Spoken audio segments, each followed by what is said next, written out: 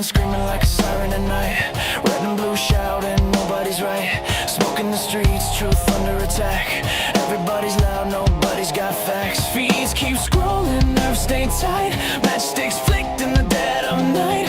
They sell fear, cheap package the lies, while the clock keeps ticking, empires on fire. Can't sit quiet while the world's on edge. Lines in the sand, standing on the ledge. No script, no leash, no polish, quiet. Just a voice in the dark and a spark to the wire. This is and I'll bring the fire. Gonna light it higher. No filter, no fear, I say it raw. Strike the match, let it burn through the fog. This is and I'll bring the fire. And I'll bring the fire. Everybody's selling truth like a brand, buying opinions they don't understand. Talking in circles, screaming online. Keyboard courage, borrowed spines. Yeah, power plays dressed up as peace. Same old wolves with different teeth. But silence is loud when the house is burning, and the fuse is short, yeah, it's still learning. I don't dance for the left or the right. I stand in the heat, I stand in the fight. No strings, no chains, no manufactured choir. Just gasoline thoughts and an open lighter. This is and I'll bring the fire. Gonna light it higher. No filter, no fear, I say it raw. Strike the match, let it burn through the fog. This is and I'll bring the fire. And I'll bring the fire.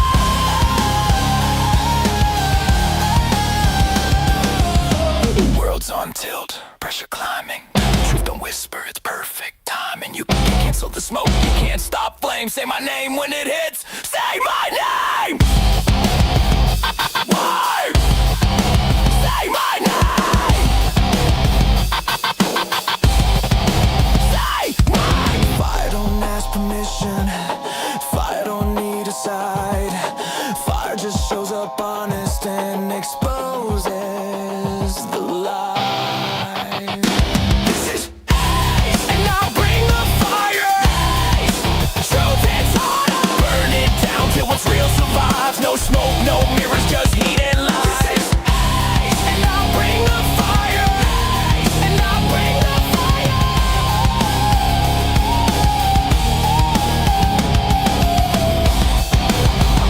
American fire. Strike it. Let it speak.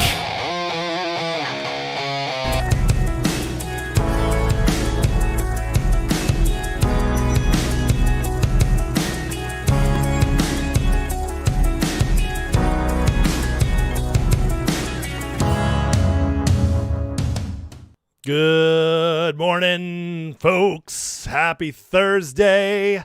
I know. Promethean Actions is on at the same time as me. Just remind me every time. I get it.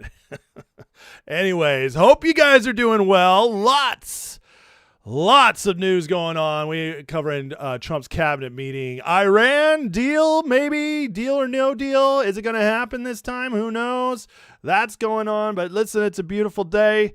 We're going to have some fun.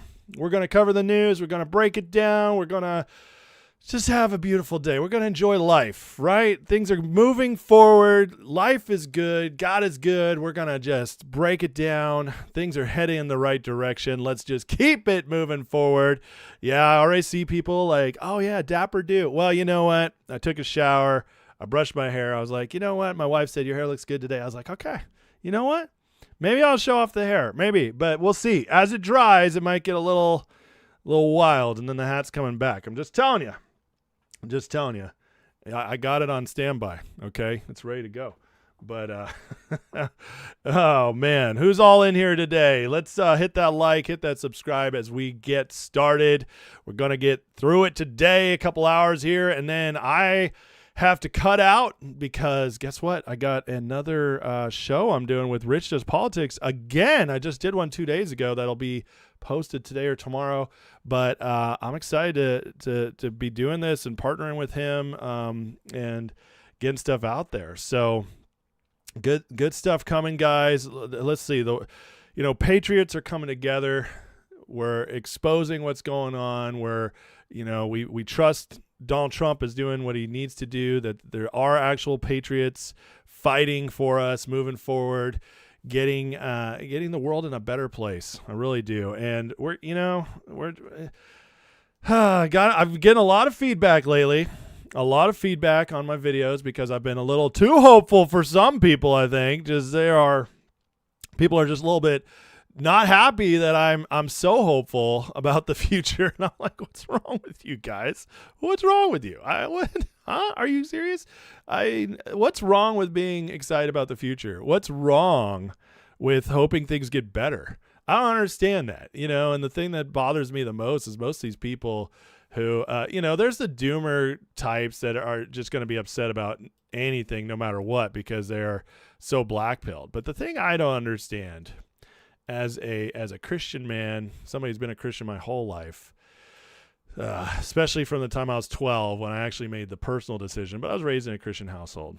I just don't understand why Christians love to fight me as a fellow Christian about how things got to be bad. No, it can't be bad. It's the end times, bro.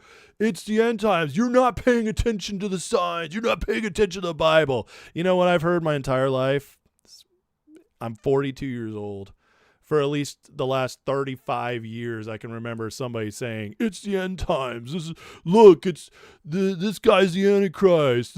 Oh my God, Israel's at war. It's the end. It's the peace of, oh my God, there's a red heifer. Oh man, they're plotting the temple. Did you hear such and such guys say there's a third temple coming? Dude, chill out. The Euphrates is drying up. Yeah, you know what? They have data only back to 1930 for the Euphrates. It's dried up before. I don't know what to tell these people. It drives me crazy. Listen, the end times, whenever it's going to happen, it's not going to be when you expect it. Hey, that's what Jesus' words. But bro, you don't believe the Bible. I'm just telling you what Jesus said. I'm just saying, So you know what I'm going to do? I'm going to choose to be positive. I'm going to choose to be excited. I'm going to choose to have a smile on my face and believe that God is good and is working all things out for my good, Romans 8:28, and is actually got a plan for us to prosper us. Yeah, that's what I believe. And you know what?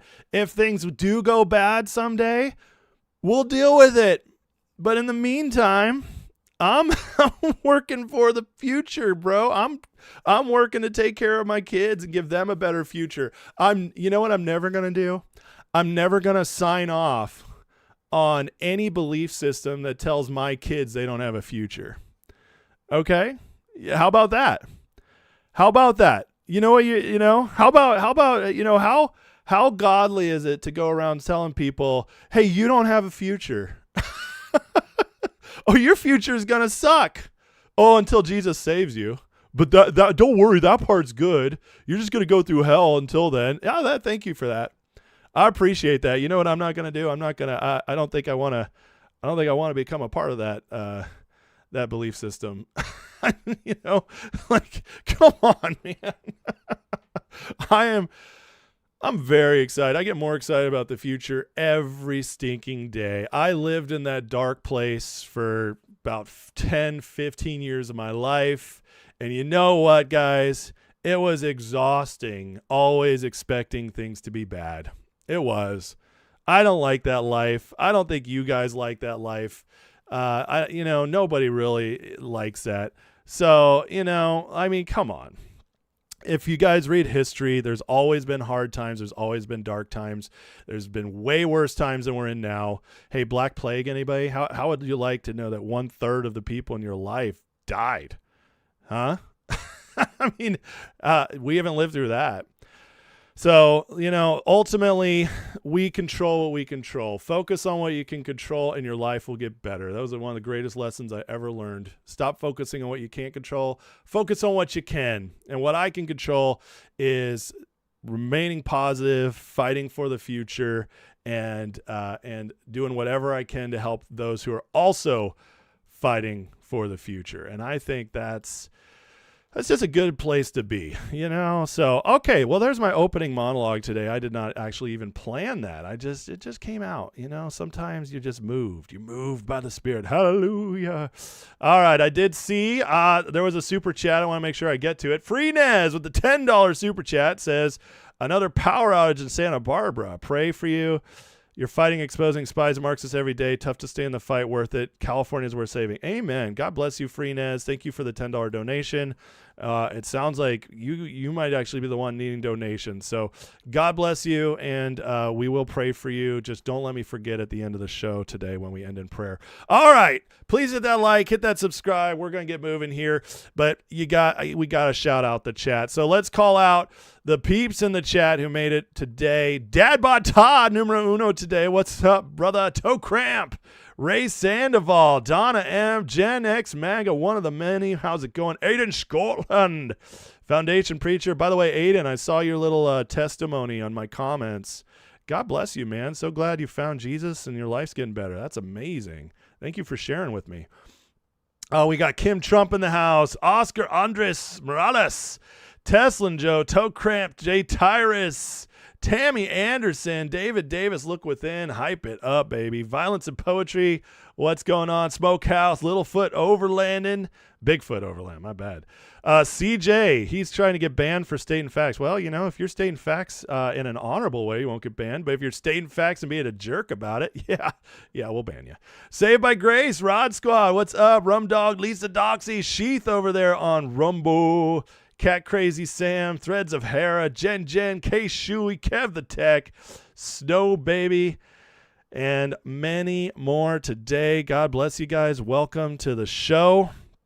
We love the chat here. The community is a big part of what I do. I don't like the show without the community. The community is the reason I've kept it going for so long.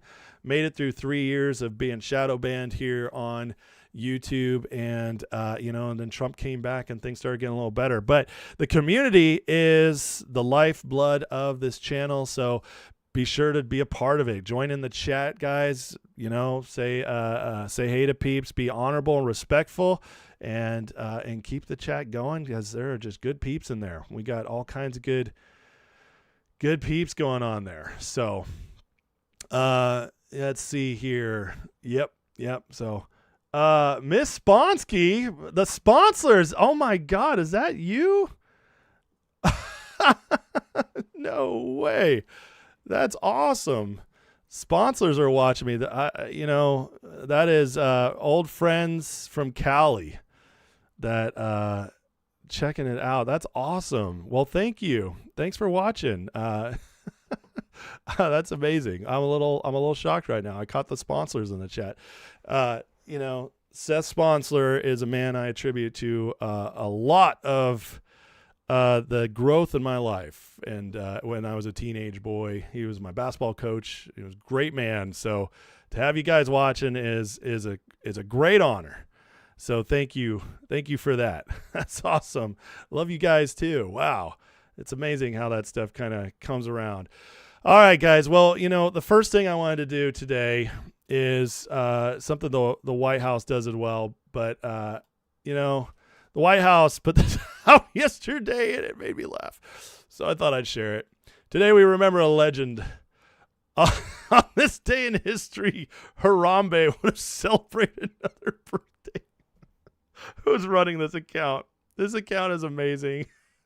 It's like, tomorrow's 10 years since we lost him, an icon. A symbol of loyalty, strength, chaos, unity, and the strange beauty of the internet bringing people together. Gone but never forgotten. Rest easy to a true patriot. Oh, man. How are you not? How are you blackpilling? Somebody's having fun up there in D.C. from the White House, guys. Remember Harambe. God bless him. That's just too cool. That's just too stinking hilarious. So, I thought if the White House felt it was good enough to share, I figured it was as well. So blessed blessed stuff here, and May God bless Harambe. Speaking of the White House, they did one other thing today. This came out just an hour ago. Now, this is kind of crazy. I don't know what to make of this. But the White House posted this very cryptic tweet and said, "Are you listening?" Check this out. This is why I'll tell you guys, I broke down this video. I downloaded it. I pulled the audio out. I ran it through filters. I just couldn't tell what it, I couldn't understand it. Listen to this.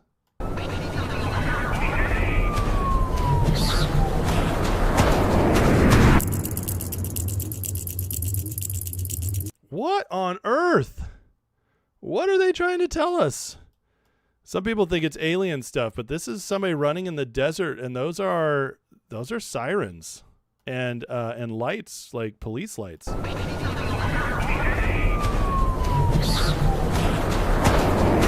It's an alien running away, E.T. I don't know. That's some wild stuff. And, you know, I wouldn't usually spend a lot of time on a post like this, except this is actually coming from the White House. So that's pretty wild. I'm just going to say, like, very, very interesting stuff. Is it justice? Is it disclosure? Is it exposure? Maybe it's all the above. But it's definitely, I got to say, that's pretty fascinating, and the timing is very interesting with everything we know that's going on. So we've had a little disclosure, UFO disclosure, and but we're also having all this fraud exposure, Obama, Clinton, Iran. Very interesting stuff. People are saying maybe play the sound backward. What the background voice say? I can't tell what the background voice say. I've listened to this probably 50 times. I'll play it one more time. You guys listen, all right? Tell me what you see. You can kind of tell what the cops are saying. You cannot tell what that voice says when it comes in. Listen to this. It says, I see something over here. I think it says, I see something over here on it.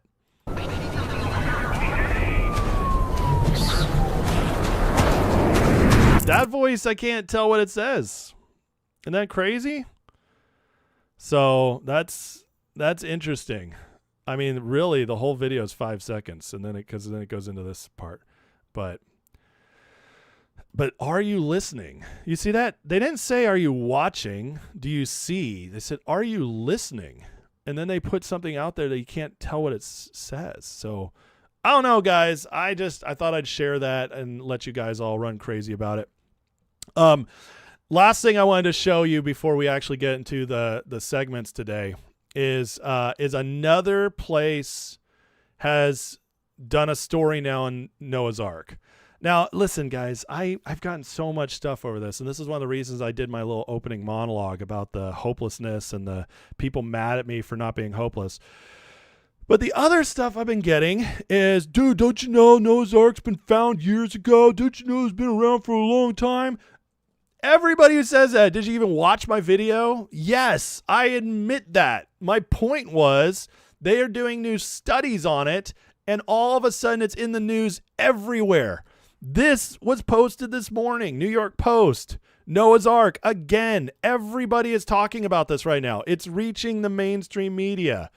And that's what I meant when I talked about the story and how, like, this seems to be, to me, I watch stuff like this very carefully. And sometimes it's a psyop being run.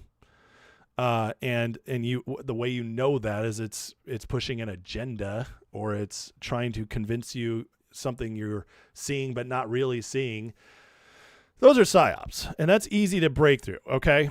At least most of the time now. We're inundated with so many of them, everybody gets duped a little bit, even me. But the point of this is that I believe that there's an attention on this right now, and sometimes God's speaking through the media. Sometimes God's speaking through movies, believe it or not.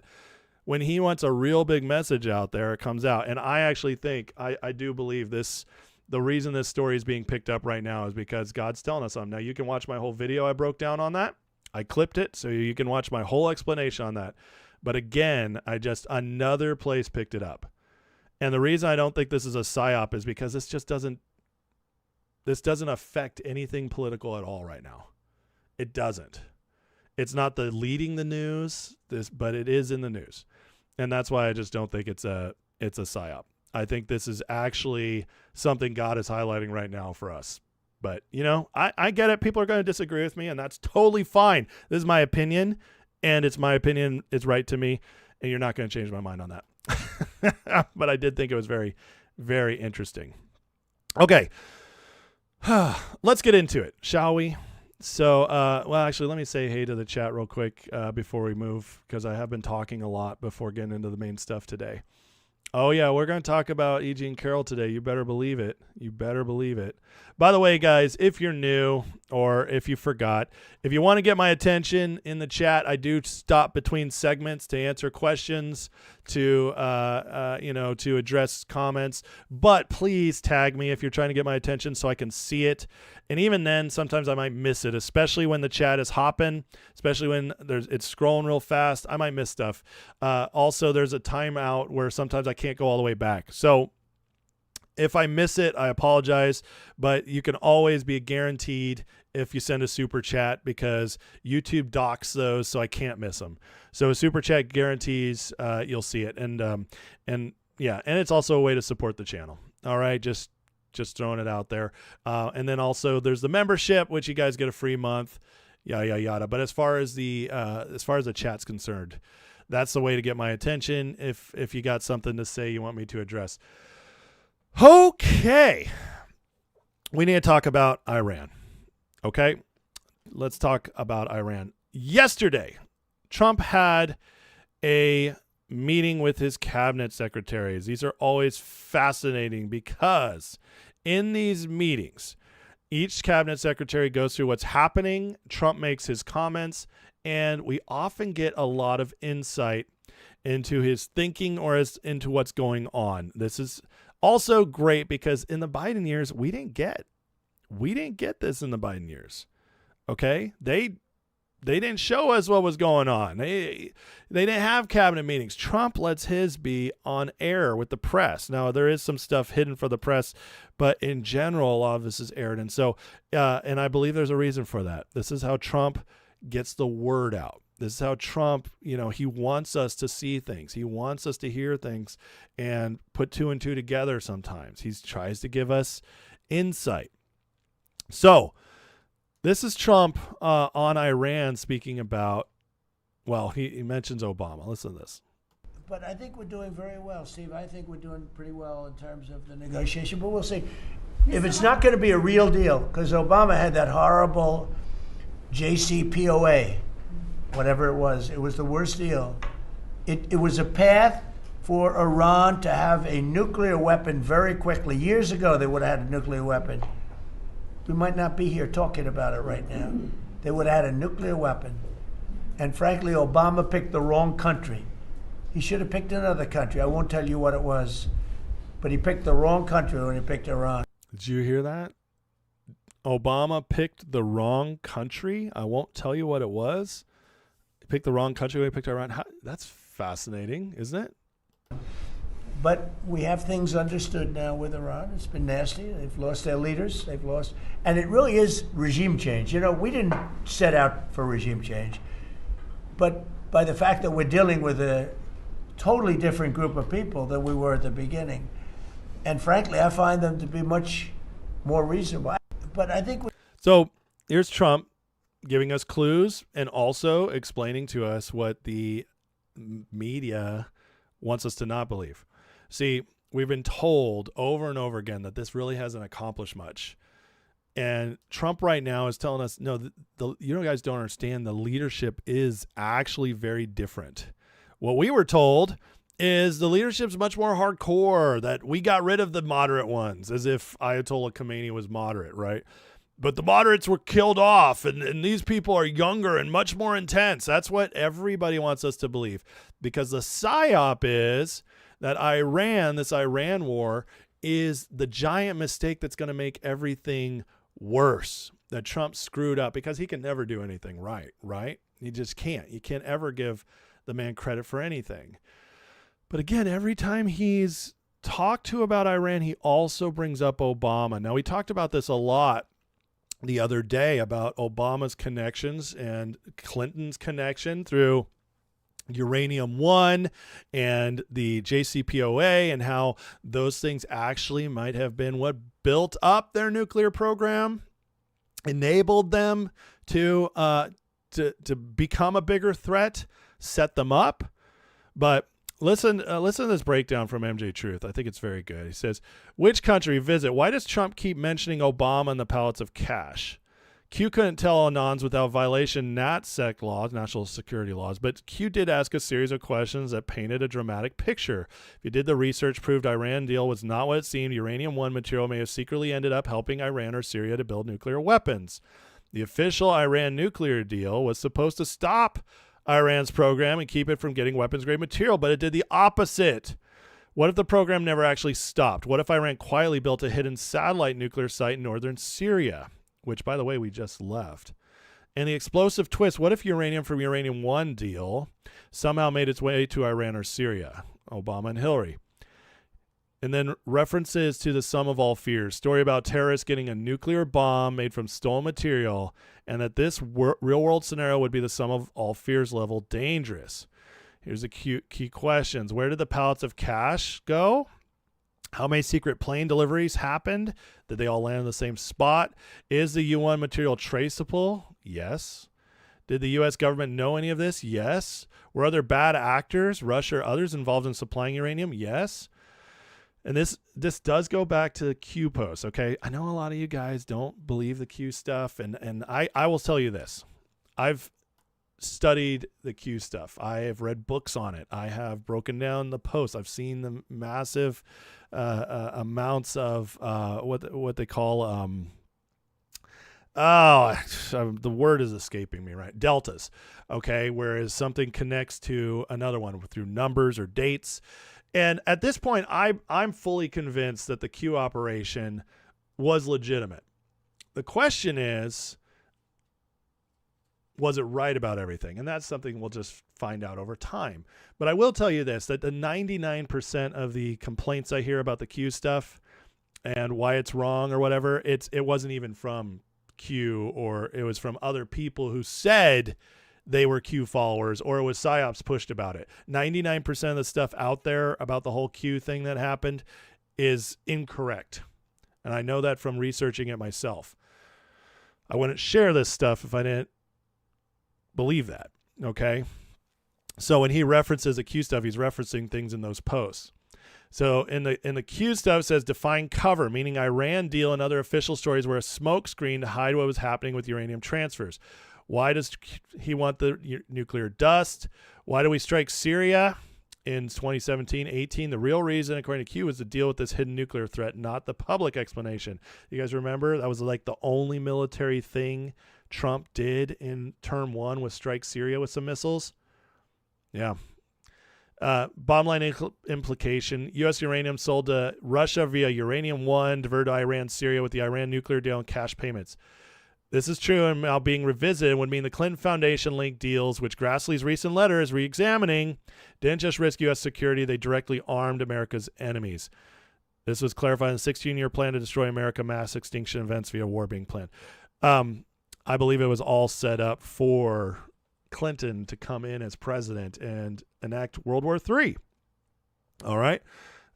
Now, it didn't happen. Trump stopped it. Thank you, Jesus.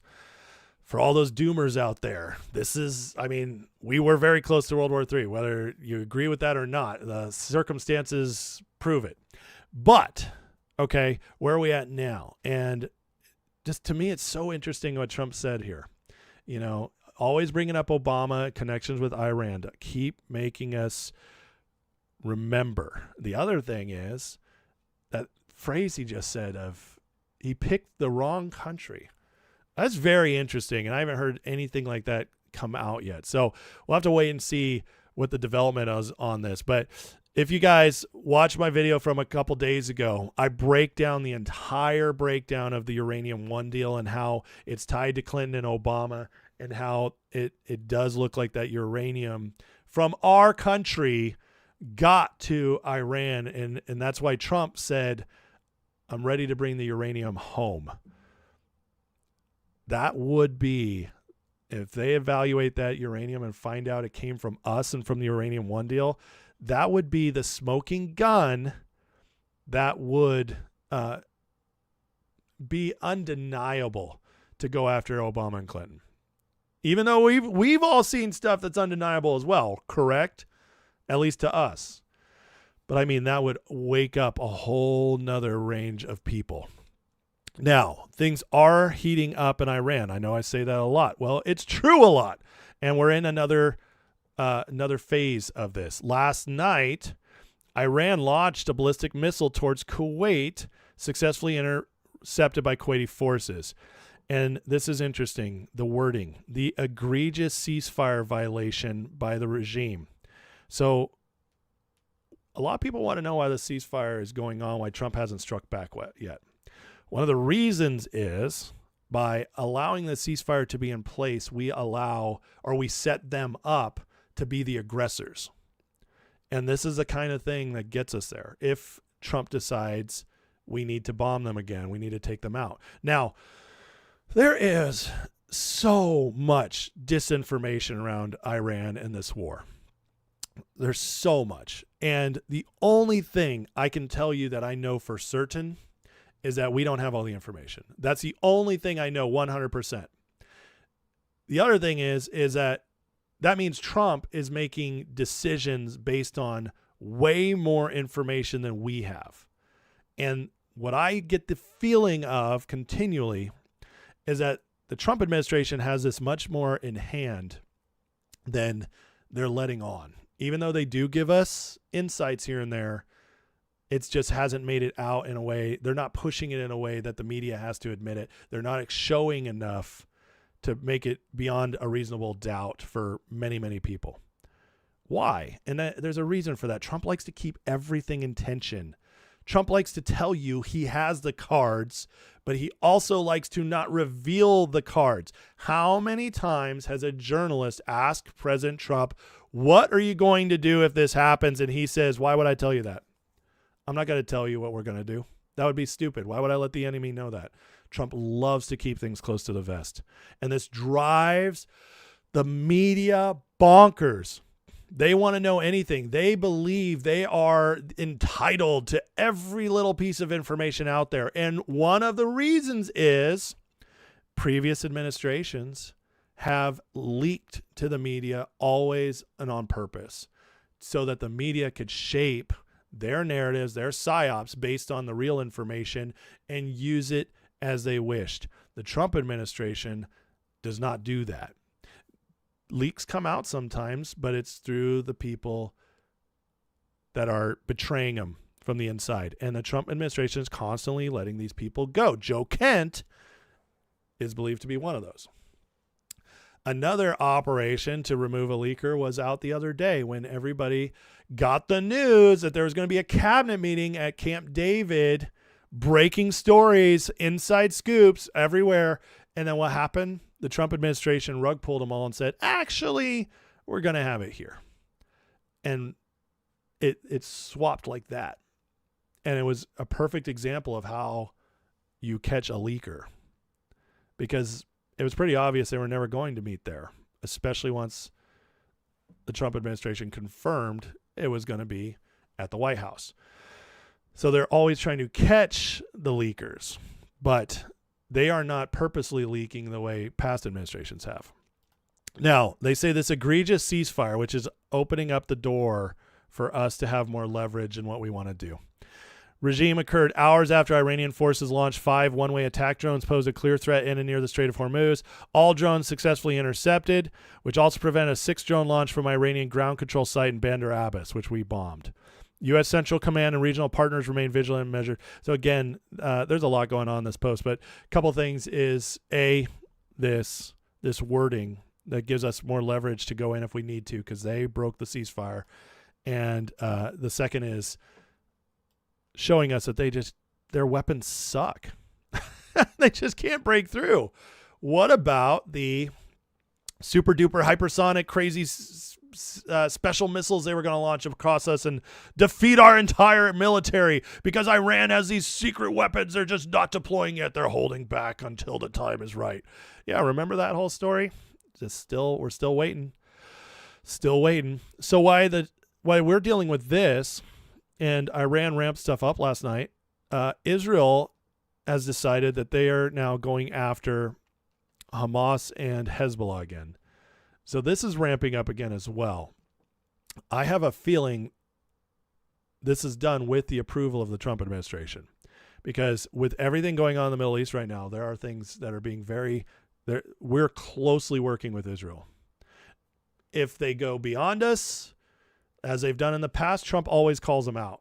So I'm waiting to see what the response is going to be on this, but Israel has been bombing in Lebanon again. They are taking out Hezbollah and then taking out leaders of Hamas. So there are a lot of signs that things are starting to pick up. And what does that mean? I don't know yet. None of us do. But it's worth paying attention to.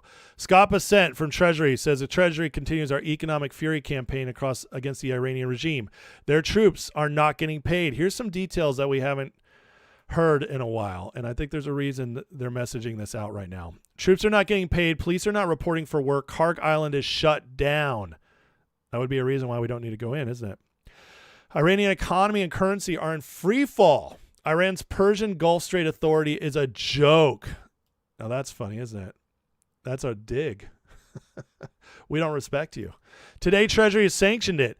We have warned against corporate or state entities against paying tolls or hiding them as aid payments. Cut off everything. Forming a wall of steel, U.S. naval blockades ensured a record low amount of Iranian crude on the water. Will be shutting down both Iranian airlines' access to landing spots, refueling, and ticket sales. Only a satisfactory outcome in negotiations will end the downward spiral. So again, all wars are financial, and we are doubling down. This is a big one. Cutting off their Iranian airlines from landing rights, refueling, and ticket sales. They're shutting down the entire country from afar. Now, this is important. In the last couple days, Iran's internet popped back on. It's very limited. The question is, did Iran choose to do this? Or is this some white hat operation allowing some internet to pop on in limited terms so that messages can come out? Well, here we have a message. This is translated from Persian. After 3 months of internet outage, I connected from inside Iran. I have only one message for the world. Don't believe the lies of the Ayatollah-loving medias. The Islamic Republic is not winning the war, has suffered a heavy defeat.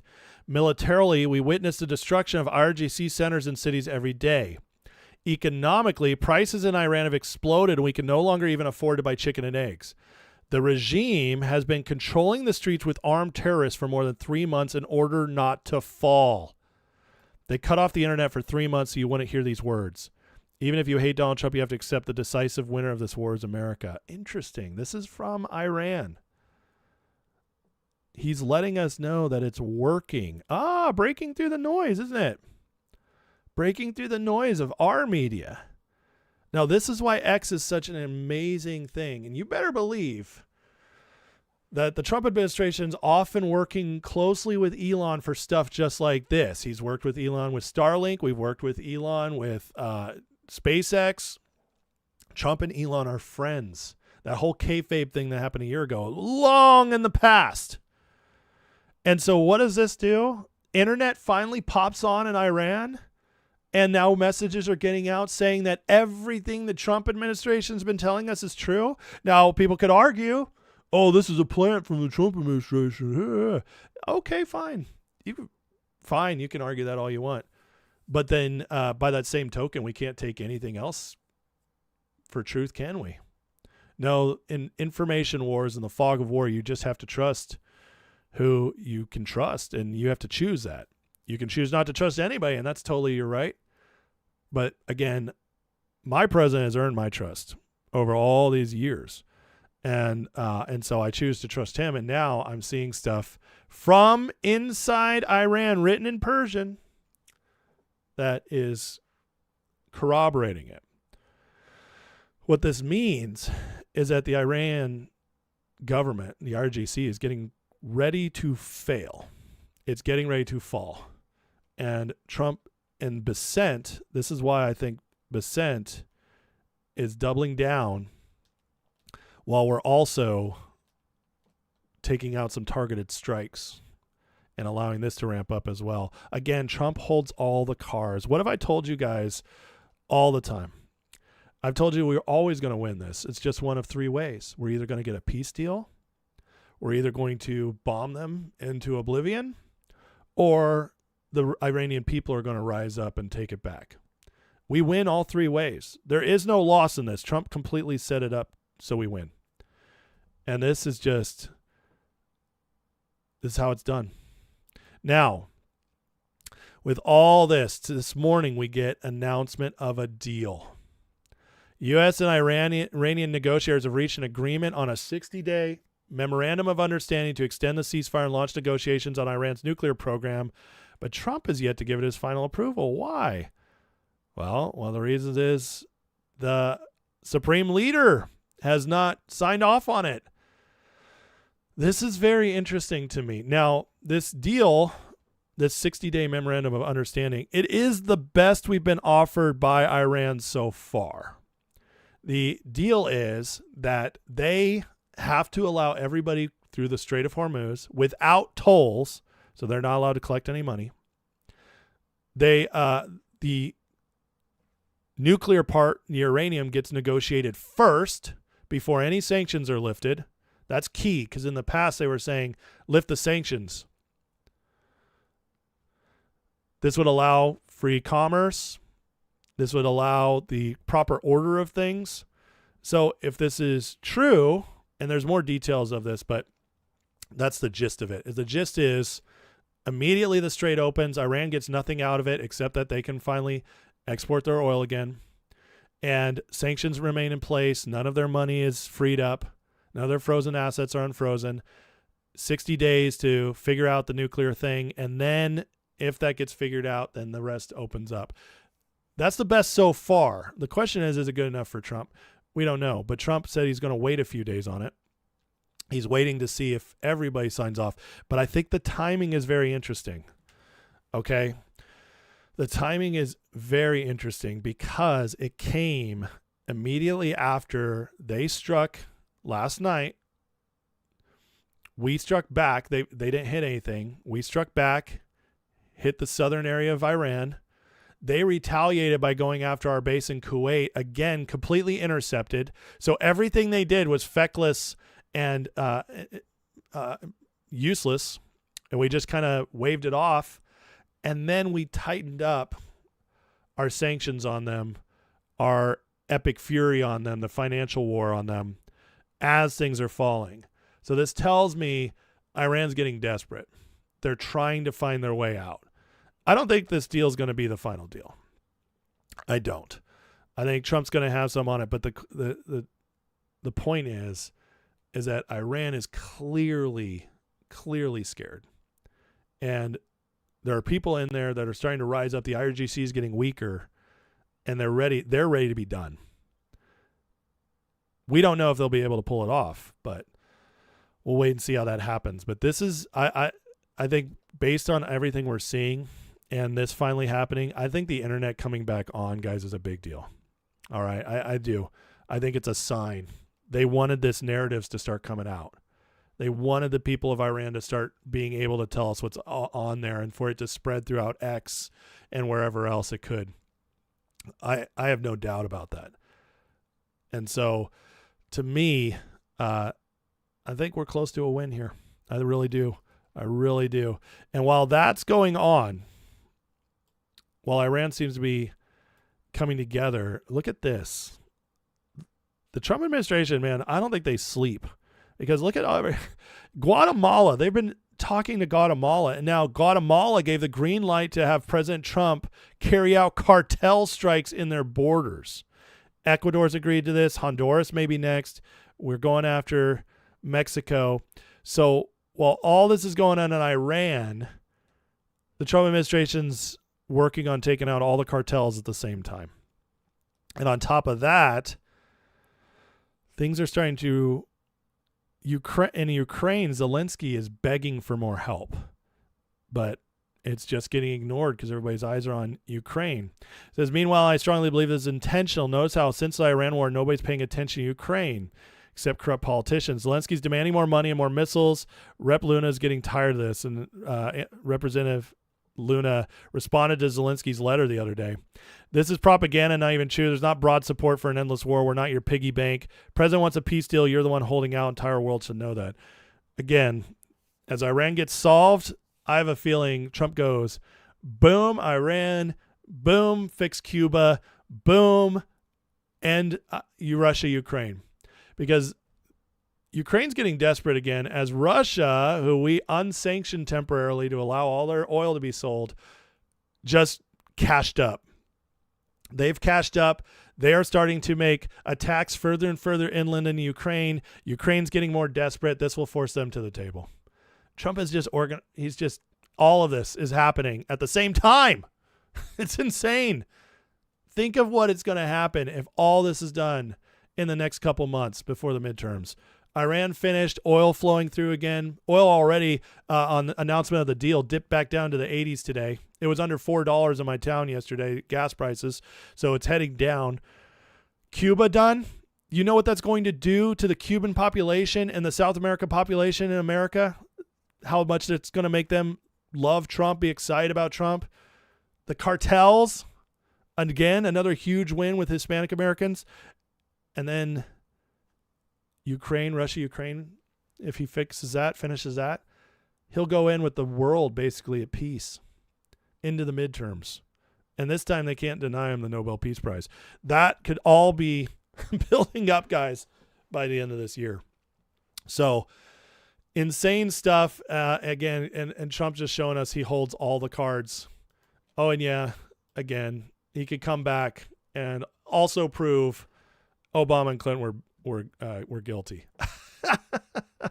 What a win. So again, who's dooming out there? This Iran thing truly was again and again and again proven to be the key to so much more than we could have ever imagined. And right now, guys, City of London is freaking out. All right, hit that like, hit that subscribe.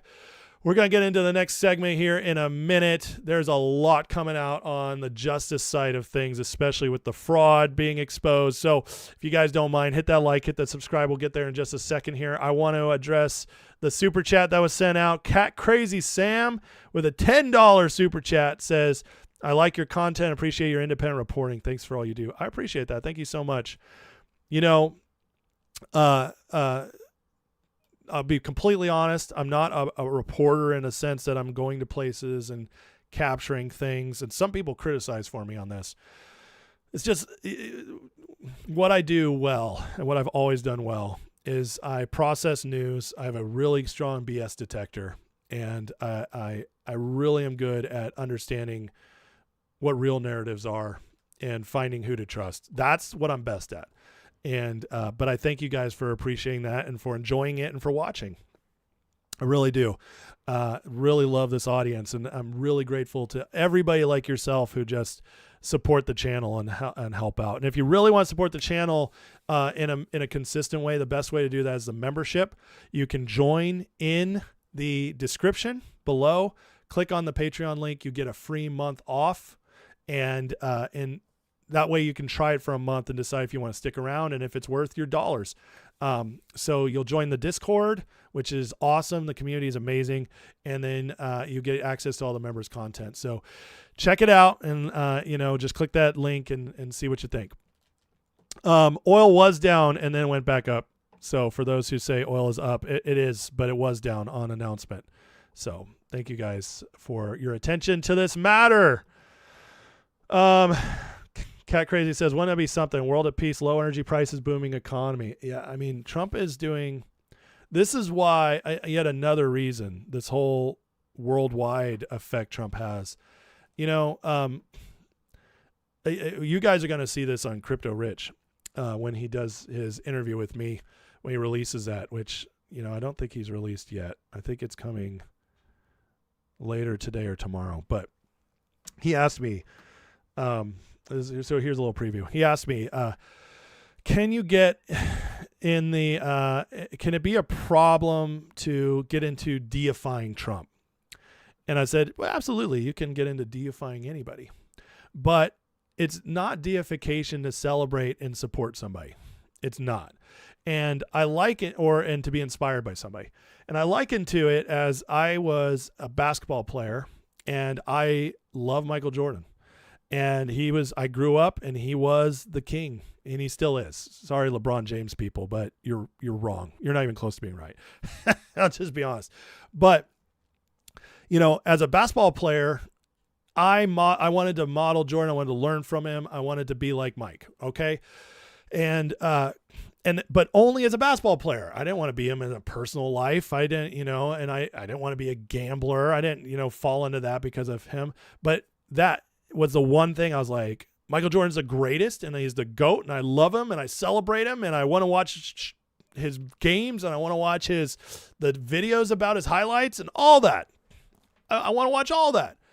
And I love it. And I never had anything bad to say about Mike because I don't care about the other stuff because it didn't apply to me because that's his business. And some of it was stupid. But for me, the basketball, that was my business. That's how he affected me. And I loved him for that. Trump affects me politically, geopolitically, economically. And in all those areas, I love everything he's doing. And so I am always going to talk positively about Trump because the thing I voted for is what he's doing. The reason he's there, he's performing. That's all I care about. Everything else, the personal stuff, all that, for me, it's all in the past. It's not what I see him doing right now. And even if he did make a mistake, if he keeps making America great, he's still a great president. That's all it comes down to. So that's how you have to, process it, in my opinion. And so when I'm like, I love Trump, that's how I see it. All right. I hope that makes sense. Let's see here. Got some good LeBron stuff here. Jordan pushed off. Who hasn't? Who hasn't? Focus on Trump's laughable. The left has zero foresight. I completely agree. LBJ isn't even better than Kobe. I would agree with you, I think.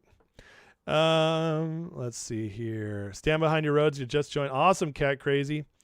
Yeah, you can join here on YouTube, so you'll still get the members' lives, which is awesome, and I appreciate that. But if you join on Patreon, you also get access to the Discord. So that is the better place to join. Just letting you know. Sav Smiles has a great question. Why am I against Ukraine and for propping up Russia? Excellent question. I'm not propping up Russia. I'm completely not propping up Russia. But what I am doing is Ukraine is a completely corrupt country. Zelensky is a little dictator. He came in because of a color revolution that Obama and Biden allowed to happen on their watch. They were all in favor of it. And after that, they installed Zelensky, and it became the hub of money laundering, sex trafficking, and maybe even biolabs for who knows what, for years.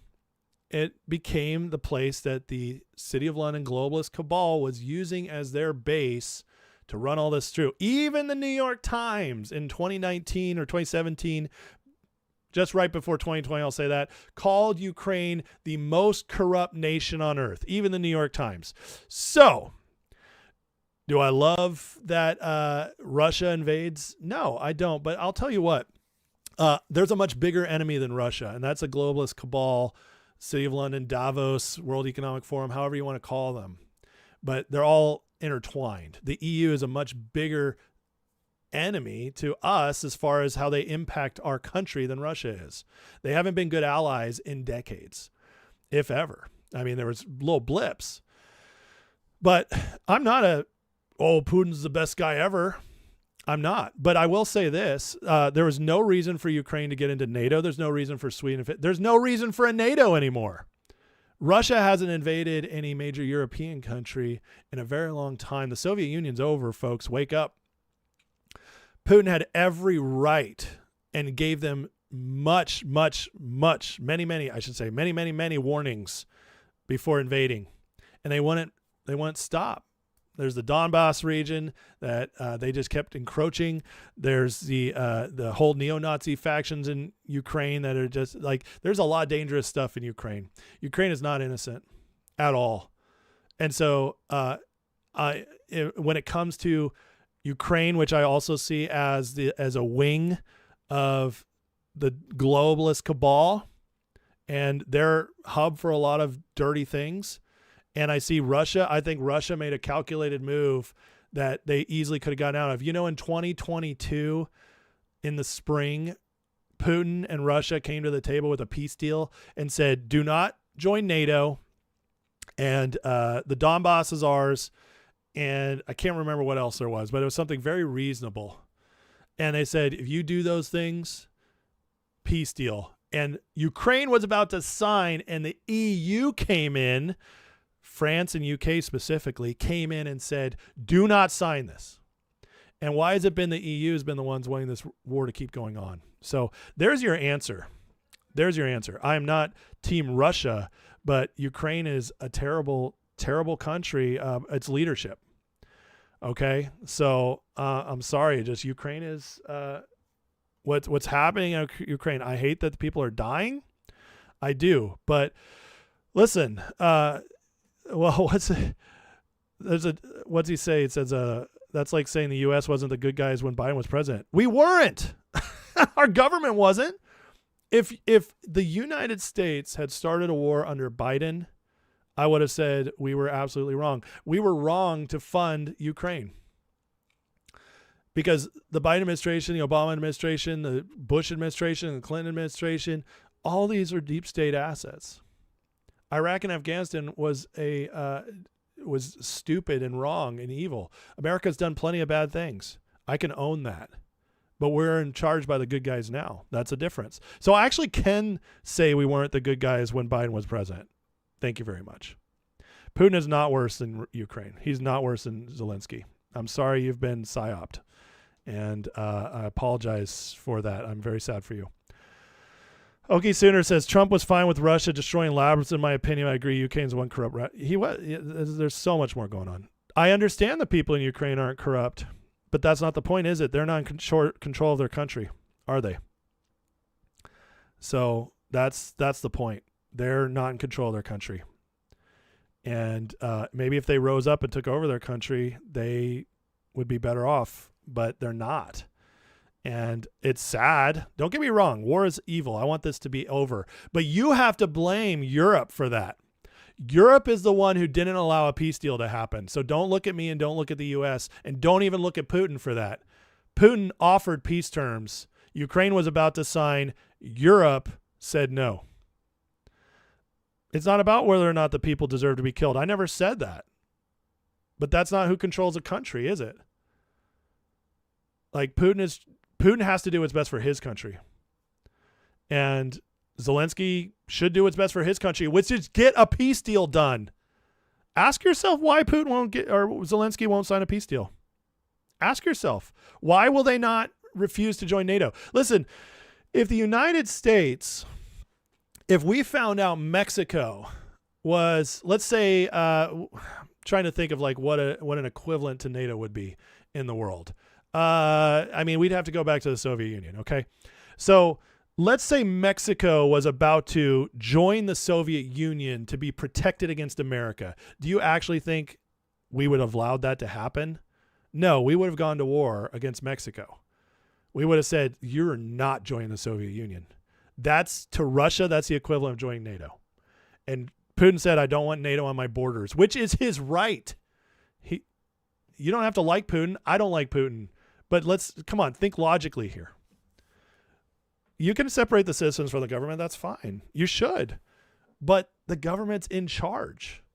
And so Putin can't say, well, the people of Ukraine are good, so I'm going to let the government do whatever I want to me. How does that make sense? Like, that's like me saying the people of, the people of Germany were good. We shouldn't stop Hitler. We shouldn't go to war with them. Come on, like it doesn't matter. Unfortunately, the government is what controls the people. And if Zelensky was a good person, he would have already signed a peace deal. But he's not, because this is all about, the city of London is terrified that they are going to lose the nonstop war machine, because that's what funds the banking. It's what helps them reset stuff when they're in debt issues, when they're about to go bankrupt, get into a war. And that's what has been used. This is why the war in Iran is the only U.S. war we've ever had in the last 100 plus years that NATO and the EU didn't support. That's why, because it's ending the war machine, not continuing it. So, that's why we're doing it. Zelensky is a cokehead. He's crazy, man. He's bad news. All right. Sorry, but that was a good question, and I wanted to address it. There's a lot of people who I wonder that. So, let's see here. Let's get on to the next stuff. You guys ready? So, again, please, and I want to say to Sav Smiles, thank you for handling that honorably. You disagreed with me honorably. You weren't a jerk about it, and that is very welcome in my chat. Okay, for everybody's like, he bans everybody who disagrees. He bans people with, No, I don't. I ban the dicks, and only the trolls and the bots and the jerks get blocked. Honorable people with just disagreements, they don't get blocked. They get to stay and learn and maybe even teach me something sometimes. But, usually not, but sometimes it happens. All right. We're going to get into the next segment, my friends. So again, yesterday there was a lot going on. Okay. A lot going on in this cabinet meeting. And the next thing we got is more insight into this massive sting operation the Trump administration is doing on the fraud in our country, which, as Stephen Miller said, might be so much it could bring the whole budget deficit down and maybe get a balanced budget. Now, that's a crazy statement, but I like to think maybe they know more than we know. But Kelly Loeffler, who's in charge of the Small Business Association, cabinet secretary for small business, she had this to say about what she's been uncovering in the fraud. And listen to this. Particularly hurt by the fraud because they're some of our biggest taxpayers in the country, and they show up every day. They work hard to provide for their employees, to build their businesses. They're doing it the honest way, and they see fraudsters taking from the American people. It's taxpayer money. And so you think about, at the SBA, we found $200 billion in fraudulent PPP loans that the Biden administration tried to hide and forgive and sweep under the rug. We've turned the first $22 billion of that over to Treasury for collections and to DOJ for prosecution. Our Inspector General is already announcing that people are going to jail. There are jail sentences now being served. We've announced that 140,000 people have been barred from ever getting SBA loans again, defrauding the government for about $9 billion. So we are going to continue our work under the great leadership of Vice President Vance and appreciate the partnership because it's really accelerated our ability to get the job done. But then just back to small businesses. We have record business. All right, so let's look at these numbers. These are wild. All right. So they found $200 billion in fraudulent PPP loans distributed by Biden administration. Guys, that is 1/5 of $1 trillion. Yeah, I don't think it's so far-fetched anymore what Stephen Miller's saying about the fact that this could actually balance our budget if this is all busted up. $200 billion in fraudulent PPP. That's from under COVID. Guys, in COVID, do you understand COVID was a giant money laundering operation for the deep state? They were going to use it for a lot more than just that. They were going to end our nation. They were going to ruin the Constitution. If Hillary had been in charge, that's how it would have gone down. Trump saved us from that. And that's why it was so chaotic and people disagree with how he handled it and stuff. But he had to navigate one of the biggest, the craziest PSYOP operation, plus the unleashing, the all-out unleashing of assault on government and rights we've ever experienced. And he got us through it. Trump doesn't get enough credit for that. that we are today sitting normally back in a mostly normalized society after COVID. It was never supposed to be that way. But the one thing they did pull off, at least temporarily, is making it the biggest money laundering operation in history. So when Biden passed after Trump left, and in spring, when we all got our $1,400 checks from Biden, you know what they also passed in that? It was $1.6 trillion they sent out. And that's where we see the $200 billion in fraudulent PPP loans just given away, just sign off on them. But we also, during that time, all the blue states that stayed locked down, that were going bankrupt because they didn't let their people to work for over a year, all these blue states that were completely going bankrupt were bailed out. That $1.6 trillion bill was a giant slush fund to rebuild up the blue states that were about to go bankrupt from their socialist policies and their dictatorships over their own people. And it was hush money to us. Here, you get $1,400. Be happy. Go be quiet. Don't look over here. That's what it was. It was $1,400. It was hush money. And that's what we're starting to just see the tip of the iceberg on this. Now, they said they turned $22 billion over that to Treasury for collections, DOJ. To me, that means that a lot of this is at the point where it's probably unrecoverable. Excuse me. But here is the next part that's awesome. Inspector General is announcing people are going to jail. Sentences are now being served. Listen, the arrests are happening. It just might not be what you guys expected. I say that over and over again, okay? We've announced 140,000 people have been barred. 140,000 people barred. That's 14% of a million people barred from ever getting SBA loans again. That's wild. They defraud the government for about $9 billion. And then she makes sure to mention Vance in this because they're going to keep bringing it up. Guys, this is huge. This is absolutely huge. All right. And again, this fraud, the corruption and the fraud is going to be one of the main levers to get justice, the justice we've been looking for. Just like Elliot Ness getting Al Capone on tax evasion. Yeah, all these people who did terrible, terrible things. Well, we might not be able to prove all those terrible things, but we can trace the money because these dummies were dumb enough to do it from the federal government. And they got so cocky and needed to get that money out so fast. I guarantee you mistakes were made, and we're going to keep finding it. Now, Trump had a word to Vance about this fraud. Democrats ever got in, you wouldn't have Social Security would be bankrupt. People wouldn't be getting anything. Last week, they took down 2 of the largest Medicaid fraud cases in Minnesota history, as well as the largest autism fraud case ever charged by the federal government. You saw that with millions of dollars just being stolen. Everybody had autism. Everybody had autism. They said. It was incredible, actually. And I've just seen I see what they're doing.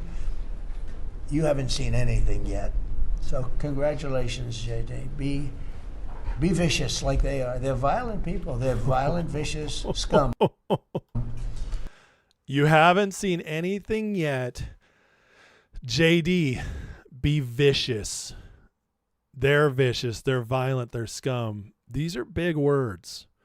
And for everybody, listen, a week ago, we were getting stories that JD Vance, actually not even a week ago, the beginning of this week, we were getting stories that Trump was done with JD Vance, that he was trying to get him out of the administration, just like we got the stories that he was done with Kash Patel and Kash Patel was about to be fired. They always attack the ones they're most afraid of. And right now, JD Vance is in charge of the task force. He's in charge of this targeted force going after the fraud. And Trump just gave him the go-ahead. Be vicious. Guys, that is a huge call out. That is an assignment from your boss, the President of the United States. Be vicious, JD. We've never, ever seen somebody do this for a president do this to a vice president before. This kind of responsibility. You understand how big this fraud thing is? And Trump is entrusting a guy he's trying to get rid of. He's trying to get rid of him. And yet he's actually giving him the keys to go get these people. That's a huge assignment. So I got to tell you guys, anybody who thinks JD's on the way out with Trump, anybody who thinks Trump doesn't trust JD, who thinks JD's deep state, Trump literally just gave him the push to go get the deep state. I don't understand how people can still think JD Vance is on the bad side of things. All right, here's John Solomon telling us what's going on with some of these grand juries and everything, because I'm telling you guys, it's ramping up. We're about to get a lot more. Meanwhile, a lot of reaction to the story that we broke in the last 24 hours. President Trump himself reacted to it, socialized the story. But we now have a second piece of evidence that the Justice Department under Joe Biden knew that its raid on Mar-a-Lago was bad. A couple months ago, we told you that the FBI had memos saying that they did not believe they had probable cause to raid Mar-a-Lago, but they did it anyways. They went into the president's home looking for allegedly classified documents. Well, a couple days after that raid, one of Merrick Garland's top advisors, someone he personally brought in to make sure that they stayed ethical in their investigations of President Trump, wrote an email saying, I don't believe we had the right to go raid Mar-a-Lago. In fact, I've been worrying about it ever since I found out about it. Why? As she noted, and as we reported at the time back in 2022, she believed President Trump may have declassified the documents before he left office and therefore had every right to possess those documents at Mar-a-Lago. That is a smoking gun. Those two documents together could potentially create an overt act in a conspiracy case alleging that President Trump's civil liberties were violated. That is exactly what Joe DeGenova and the team in Miami and Fort Pierce are looking at. Today, that team was in Washington meeting briefly with the Attorney General, Todd Blanche. We'll have a lot more on that as the next few days unfold. So, Joe DeGenova, leading the charge of the grand conspiracy case, was just meeting with Todd Blanche. And the documents they're finding could prove that Trump had already declassified those, which means that the Biden administration completely overstepped. Guys, the conspiracy case is unfolding. And remember, Tulsi's leaving.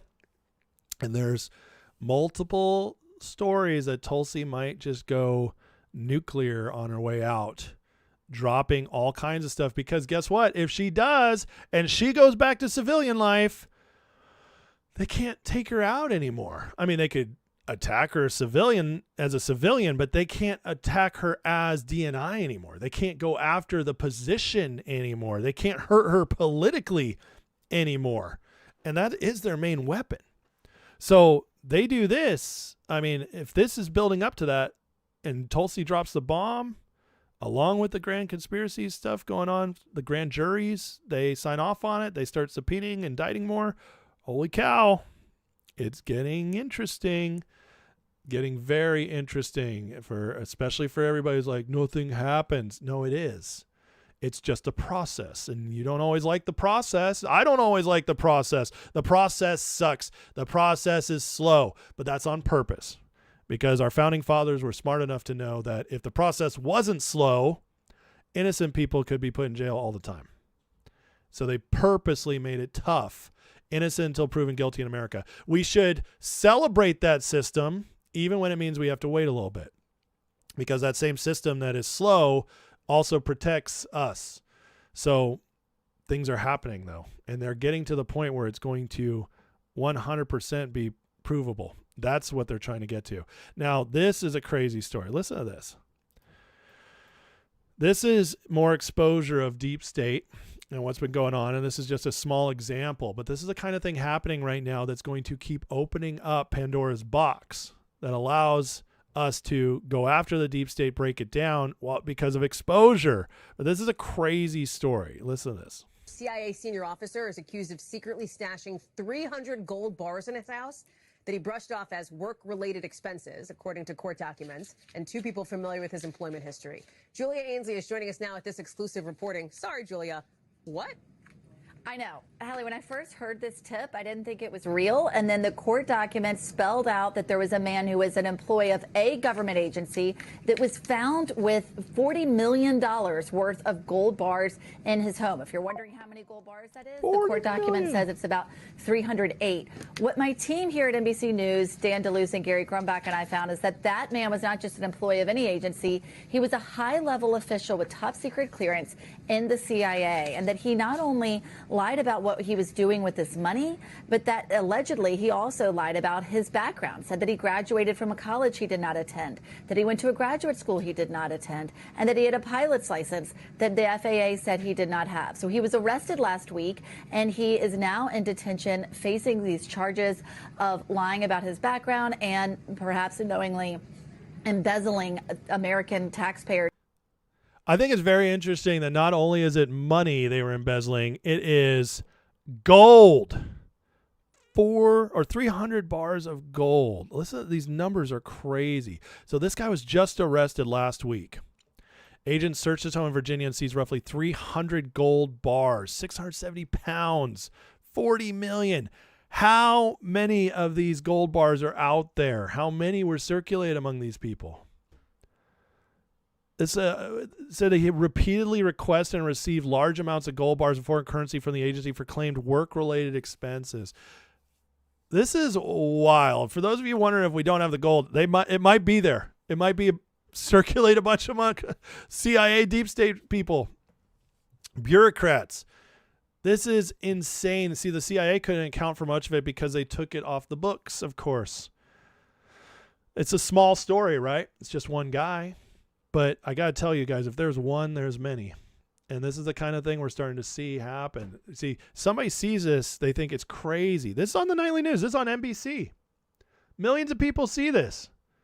They see this, and they start thinking, oh, what else is going on? And then crazier stuff drops. It becomes more believable. This is how you start exposure. You let people in at the bottom. Because if out of nowhere, say none of this stuff been going on, and in 2017 Trump came in and immediately arrested Obama, you know what would have happened? 60% of Americans, 70% of Americans would have said, oh my God, what is happening? We don't do this. This is not who we are. You can't just arrest a president. What proof do you have? No, awakenings take time. And this is a sign to me that by going after CIA guys and starting to expose stuff like this is the beginning of more coming. Stuff's definitely happening. I'll tell you what, the deep state definitely knows something's happening because we're starting to get riots again. This is in New Jersey at an ICE detention center. This has been going on for a couple days now. And they always do this when it's time to redirect. It's time to freak people out. It's time to start a new psyop, a narrative. They're losing. This is when they start sending the people out.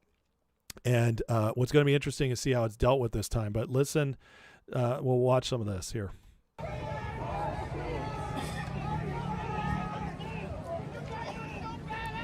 Those are ICE agents. Stand their ground. You notice how this only is happening in blue states? Just like in Minnesota? ICE agents, they're chanting at the ICE agents, shoot yourself in the head. Hey, cop, shoot yourself in the head. Standoff here. Nick Sorter does great stuff on this.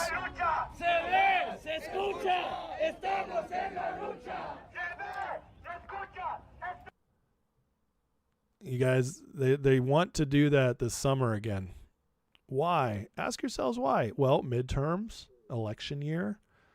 And again, the Trump administration is beating them back badly. They're getting desperate. It's time to try again. I don't think it's gonna end up like it did before.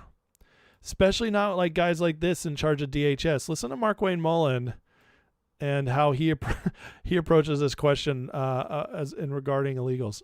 Mark Wayne?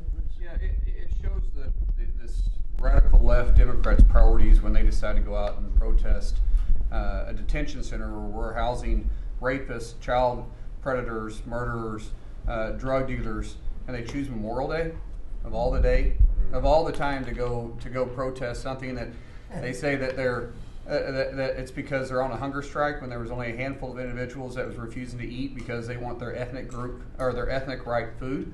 Well, they can go back to their country and get whatever food they want. The fact is, we're giving them the calories they want. This isn't Holiday Inn. We're giving them sanitation. But for the Democrats and the governor, like Governor Sherrill and Senator Kim and Senator Booker, to go out and do something like this of all the days is very frustrating. And we see Antifa signs are literally out there. The local police literally refusing to respond. They barricade it, not allowing our employees to come in and out. ICE has to go out there, remove the barricade, and then you have one of the senators complain because he got splattered with a pepper ball. I'm sorry, you probably shouldn't have been there. That's the attitude we want. People have constantly gotten scared that we're going to see 2020 all over again. I really don't think we will. For one, the American people are way more awake now than they were in 2020. Secondly, the Trump administration, he's got a much better team, much bigger grasp on the government, much more control over the entire Republican Party and our federal government, especially the executive branch, than he did before. I just don't see it's going to happen. I think they wanted to start it last year with the riots in the early summer, and Trump shot it down immediately, sent National Guard to LA and all these other places, and then had the parade with the military. You guys remember that? I know it's easy to forget because so much has happened, but Trump was flexing. They're going to keep trying to start stuff, but I just don't think it's going to get to the levels it was before. I don't think they have the money, especially because Trump cleaned up USAID. But also Besant has been fighting all this. But I do believe the Trump administration allows this stuff to rise up every once in a while. Why? Because it's a reminder to everybody how crazy the left is. And it also allows us to see more money being transacted so they can catch them in the act.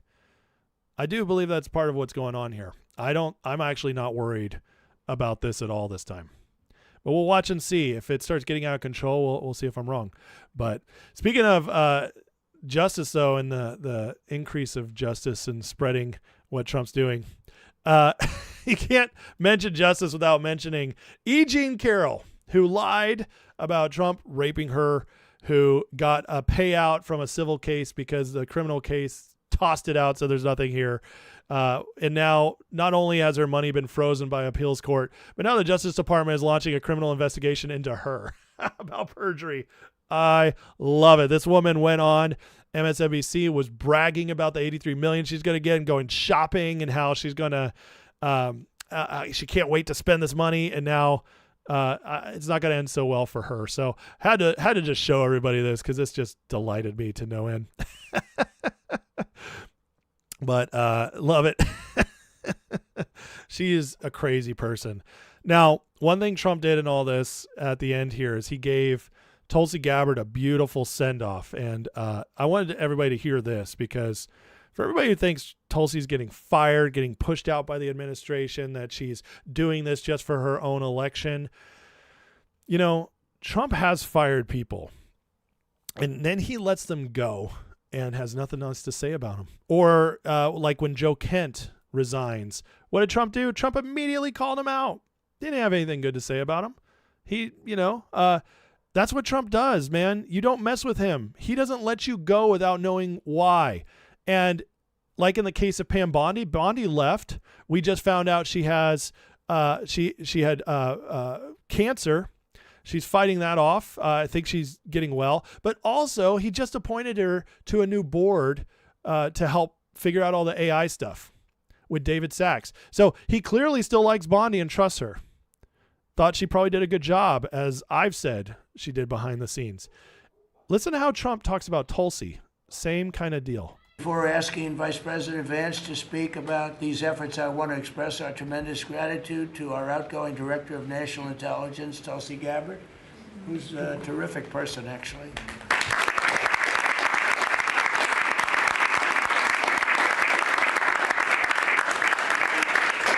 come up with some findings that were pretty good.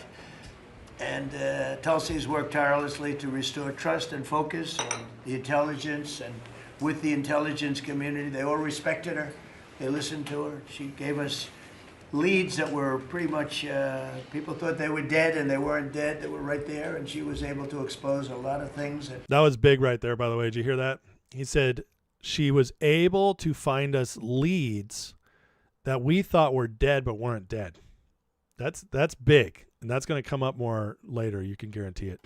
We used at the FBI with Cash and with Todd and with JD and everybody else. It was amazing. She dramatically reformed the Office of Director of National Intelligence and cutting the staff by 40%. Do you hear that? Dramatically reformed the Office of National Intelligence, just like the Justice Department, just like the FBI.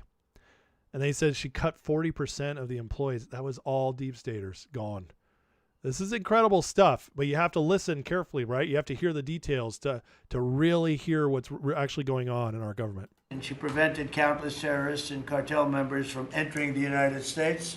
She exposed mountains of evidence related to the Russia hoax, probably the greatest hoax in the history of our country. Although, when you look at the fraud coming out, there's a lot of them. I mean, honestly, there's a lot of them. But the Russia hoax, a great hoax, a very dangerous hoax too, and revoked security clearances of officials involved, and she declassified numerous historic documents of special public interest, including related to the JFK and RFK assassinations, which everybody wanted to see. And we're now releasing a lot of things having to do with space. You know, it's people are very interested in it.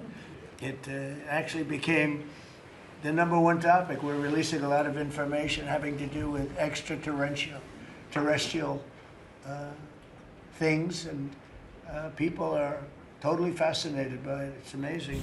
I wasn't sure if they would enjoy it. It's literally trending #1. Can you believe it? So a lot of people out there are like it. But we're releasing all of that information. And Tulsi, we're praying for you and for your husband. Her husband's not feeling great, but he's going to feel great soon. You're going to get him better. And he's a wonderful guy. So just say hello and thank you for the great work you've done. We appreciate it. Thank you very much. What a send-off, you know? Listen, this is just not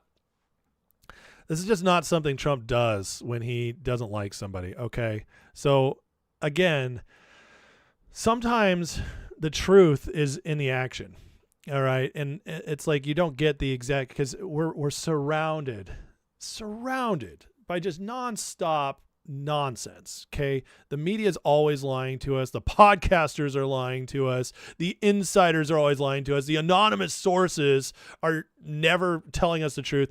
It's over and over and over again. But again, if you make your North Star the Trump administration or Trump himself, you always end up in the right place. And it doesn't mean Trump doesn't throw us off sometimes. But again, I've just never seen him give a send-off like this before. I just haven't. He didn't even do it with Bondi. Bondi got a nice post, and a lot of other people sending nice posts off. But he just gave Tulsi like a beautiful send-off. And again, this to me is all signal that, guys, we're good, and she did a lot. And it also throws out a lot of clues to, deep staters, like, Tulsi did more than you guys think, and just wait. Just wait and see. It's gonna get crazy. And then the last thing I wanted to cover from the cabinet meeting for this segment is just what Trump had to say himself about his fears in doing all this. And I think that's important because what they're doing is so massive. We already know his life's in danger, constant attacks, but it's answers like this is why I don't worry that we're going to see it through. Because in the past, presidents, leaders are attacked, threatened, and they back off.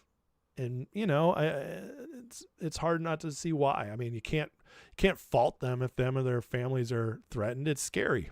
It takes somebody with different kind of steel to fight through that. And so listen to this. On the shooting last weekend, it came barely a month after the third assassination attempt against you during the White House Correspondents' Dinner. What was your reaction when you first heard about the latest shooting, and what gives you the courage to really keep doing your job effectively without thinking about these threats every day? Well, I can't think about it because if I thought about it a lot, I wouldn't be a very good president. I wouldn't be here, probably. I'd be up in some room with a locked door and say, just leave me alone. So I can't really think about it. If it's such something that it's a sad part of life. It's a dangerous business. What I'm doing is a dangerous business. And they say, and look, we have been maybe the most consequential, but we certainly have been one of the most consequential. This group has been a very consequential administration. And they say if you're not consequential, you don't have so much problem. If you are consequential, you do. So you have to look at that. But it's a shame. It's a very sad fact of life. Look, anybody in office, not only in this country, in other countries too, but when you are a consequential president, your life is in grave danger. I knew that.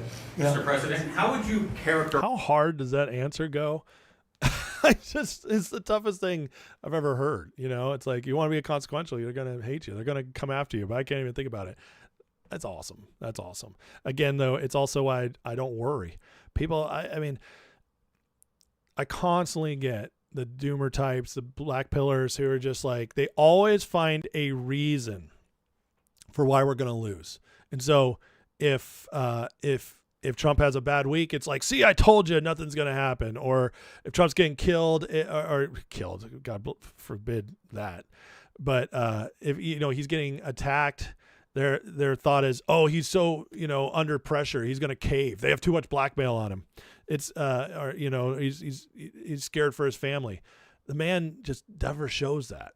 And to me, it says a couple things. A, he's going to see it through, and B, it tells me that they have a lot more control of the situation than they let on.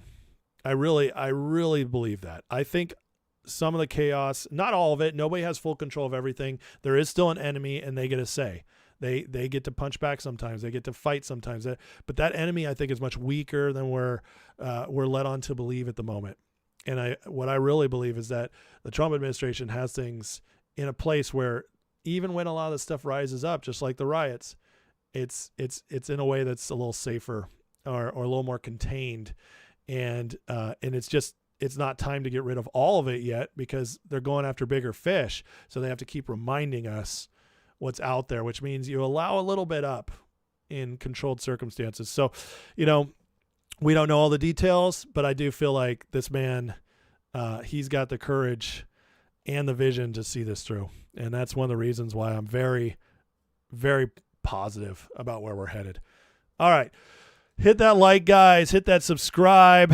Appreciate everybody checking in today, watching, and spend this time with me. I do have more to get to. We got a little bit on midterms update, and then of course a grifter report. It's not a big one today, but it's an important one. I did get a $5 super chat from Excessive Gamer. Said, Alex Jones fooled me for a long time. I can already tell you have a bright future. Your interpretation seems honest and informed by fact. Thank you very much. I appreciate that, Excessive Gamer. Thank you for supporting the channel as well. I see that I Hate City of London sent some sunshine over. I also saw something earlier from Levitra, and then there was another one I missed, and it's not showing it. But thank you guys for your support of the channel and the gifts. Greatly appreciate it. Let me go through here, make sure I didn't miss anything I was tagged at. Sleestacks Rules tagged me and said, cryptic clip. I played at the beginning, has to do with illegal self-deporting before it's too late. Homeland Security posted a less cryptic version. Interesting, did they? Okay, well, let's look this up. Oh, there's Harambe. We'll let Harambe stay for now. Here's the clip he's talking about that I played at the beginning. Let's go to Homeland Security and see what they posted.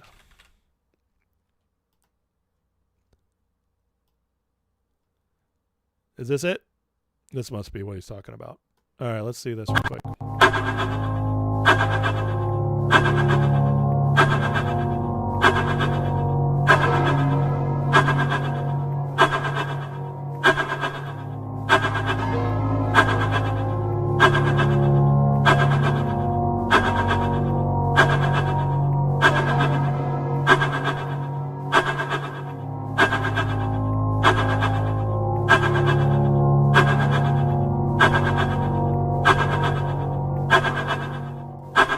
Interesting.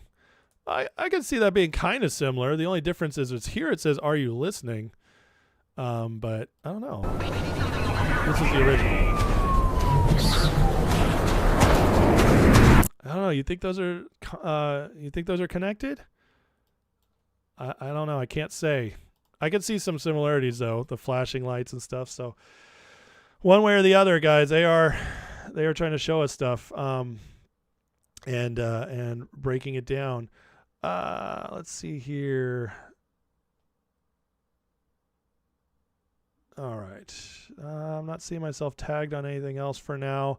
Again, guys, if you want to get my attention, please tag me or super chats are always guaranteed to be read as well. If you want to support the channel that way, always appreciated.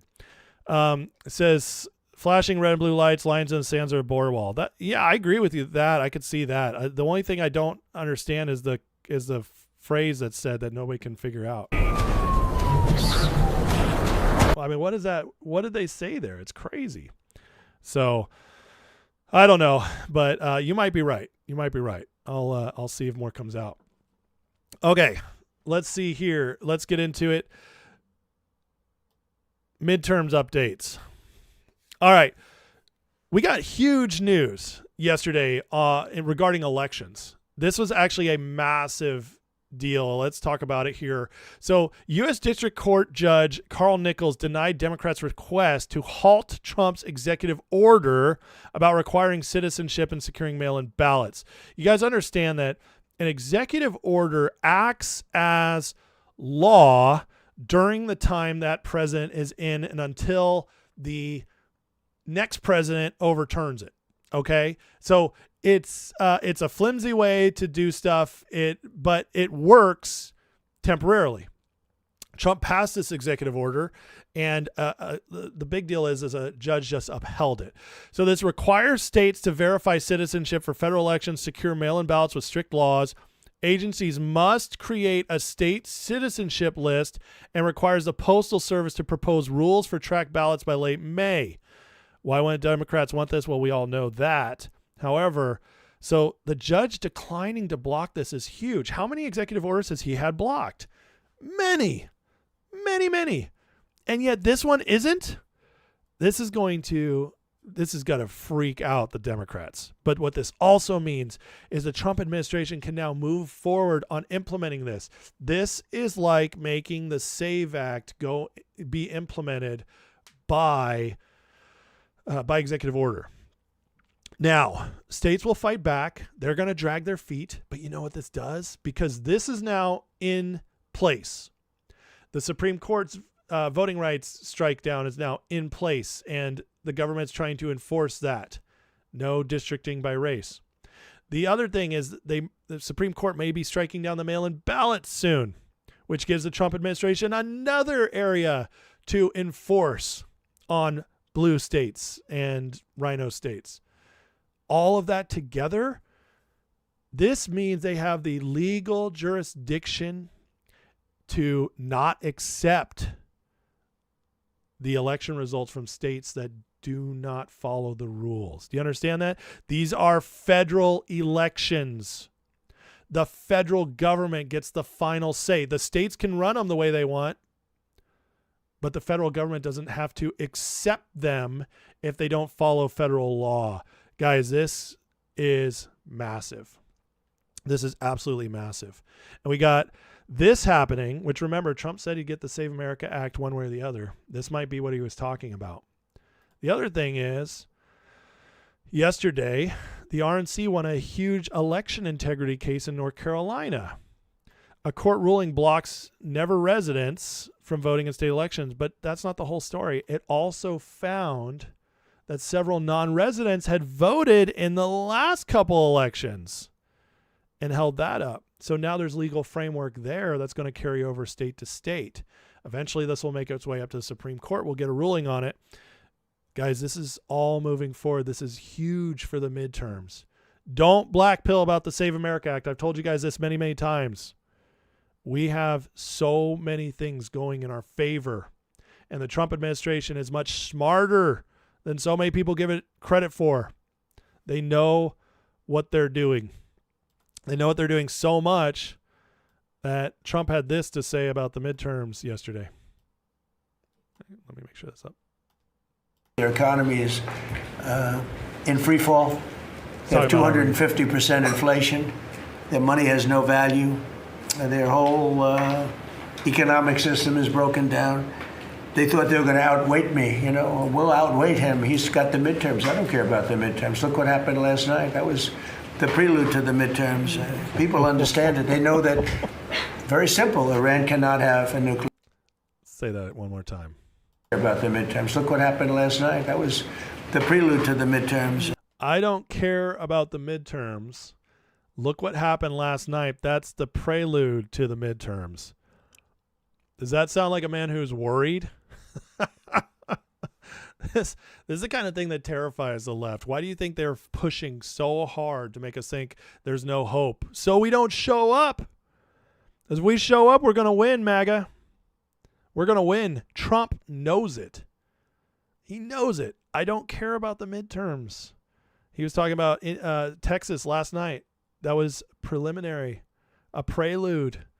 In other words, wait and see. This is going to be, I'm going to shock the world. And here's something crazy.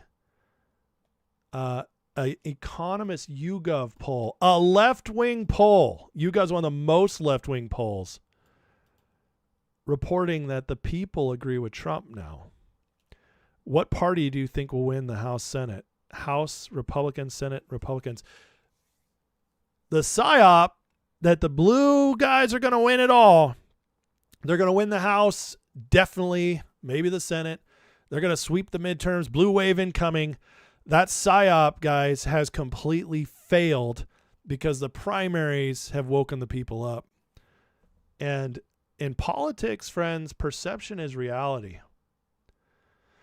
Democrats, if they actually believe they're going to lose, there's going to be a lot of them not showing up. They're going to be so discouraged by Trump. He keeps winning. They're going to still get a lot of people out to the polls. Don't get me wrong on that. They're going to force it. But with those laws in place, they're not going to be able to get those fraudulent votes in.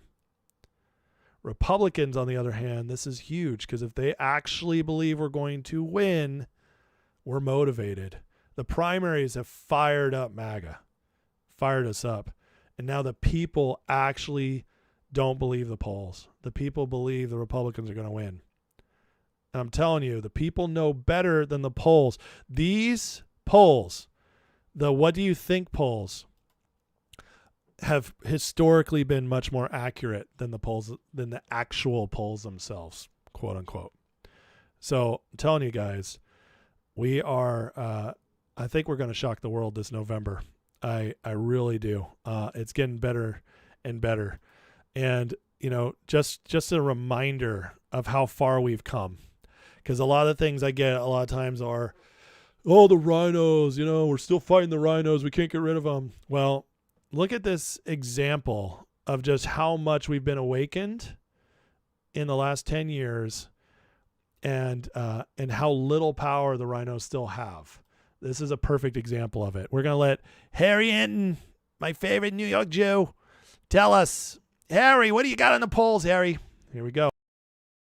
I just want you to look here. I mean, this just tells you everything that you need to know, which is the net favorable rating with the GOP. You have Donald Trump, you have George W. Bush. Before Donald Trump declared back in May of 2015, look at this. George W. Bush's net favorable rating was plus 58 points. Donald Trump was 45 points underwater with Republicans. Look at this. This is over 100-point shift, I do believe.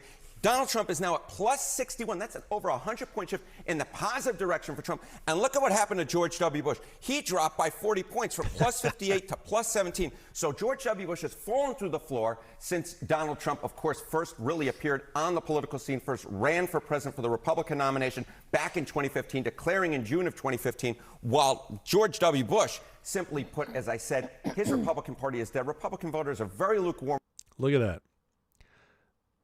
Only 17% favorability for George Bush now in the Republican Party. Guys, that is massive. Okay, that is an awakening. This is, or was, I should say, the Bush Party. He won 2 terms. He won the popular vote in his second election. The first Bush won overwhelmingly his first term. Lost, obviously, to Clinton because Perot got a lot of votes. But guys, this is massive. In just, even in 2015, nearly like almost plus 60 with Republicans, Bush. This is the Trump effect. Trump has wakened up Republicans. He's never coming back from this. The rhinos are never coming back from this. Ever. It's done. Because at this point, there's no rewriting the past. There's no rewriting Iraq and Afghanistan wars. There's no rewriting the crash of '08. There's like the Bushies are done. They're never going to be able to rebuild their brand after this. Not in our lifetimes. So this is massive, okay? The change. And then again, the people who thought Trump was a joke versus respecting him now. That's huge. So, guys, we are winning. We're going to win. And it's heading in the right direction. So let's get excited about the midterms. Get excited to vote and be ready to shock the world this November. Because if we win we're already winning even if we don't win the midterms. But if we win the midterms, it's so over. It's not even funny. And I think we're headed in that direction. All right, hit that like, hit that subscribe. Got one more portion here. The Grifter Report is coming. But first, let me address these super chats that came in. Oh, thank you guys for the super chats. Carnivore King with $2 says, Jesus loves y'all. Vote MAGA. Eat more bacon. Amen, friend. I had 3 slices of bacon this morning with 3 eggs. It was a delicious carnivore breakfast. Mites with the $5 super chat says, as an American with Iranian ancestry, we want to say we're 100% behind Trump and the fall regime. Amen. And I just hope that there's enough Iranians that get to the point where they're ready. And we can arm you guys and get you guys ready to take back your country and make it beautiful Persia again. That would be awesome. So thank you for that, Mites, and your support. David123 with the $10 super chat says, this was about yesterday's video. Bill Cooper predicted 9/11 a month before Alex. Bill Cooper, 6/28/2001 versus Jones, 7/25. Alex never gave Bill credit. In fact, he took the credit himself. I don't doubt that at all. Alex Jones stealing content? Alex Jones outing something that's already been outed or has been okay to be outed? Doesn't surprise me at all, especially now with what we know. But thank you, David. I did not know that, especially didn't know the dates. So that's fascinating, and I really appreciate your $10 donation. Thank you so much for supporting the channel. Mr. Cranky Pants with the $5 super chat says, great job. Keep up the great work. Keep growing. People need to hear you. I really appreciate that. Thank you, sir. And thank you to everybody watching. Listen, you can support the channel by joining the membership. You can support the channel through super chats, and you can support the channel just by liking and subscribing or hyping. So if you guys don't mind do that, I greatly appreciate it. Like, subscribe, hype, get it out there. And thank you so much. The Great Shift, 9160 with a $5 super chat says $5 a gallon here, but I'm patient. Amen. It's $4 here, so you must be in a high tax state. Sorry for that. But listen, it's gas prices are temporary. We know that. We've seen them move up and down our entire lives, correct? The thing is that once Trump completes this in Iran, the low prices won't be temporary. They will be long-term. Obviously, nothing's guaranteed forever, but they will be long-term because Trump's completely defeating the climate agenda, which is regulations going bye-bye. He's completely opening all the straits in the world. He's taken back the Panama Canal. He's opening up the Strait of Hormuz. He's got the strait over in Indonesia fully open in a deal. So oil will flow like never before. He's breaking up OPEC. Which has already happened with UAE leaving. He's got Venezuela pumping oil again and selling to everybody. And then we're pumping more than ever before. We are now the world's largest net exporter by far. There is more oil flowing in the world than ever before. It's only a matter of time till prices go low and stay low for a very long time. They're not going to be able to do the things that jump up prices anymore. So I'm sorry for your $5 a gallon. That sucks. And it sucks for so many people living paycheck to paycheck right now. I get it. But one thing we have just gone so far away from for so long is short-term pain for long-term gain. And unfortunately, that's something in America that we are being reminded of. And the only way to live it again is to have is to be shown, is to have it, actually carried out so you can learn the lesson. It's just like guys who go to the gym, are fat, flabby, out of shape. It doesn't happen overnight, but man, once you start seeing the results, it makes it all worth it, even though you're miserable at first. So, I am sorry for that. And the gas prices do suck right now. They're affecting food prices. I mean, it sucks. It sucks.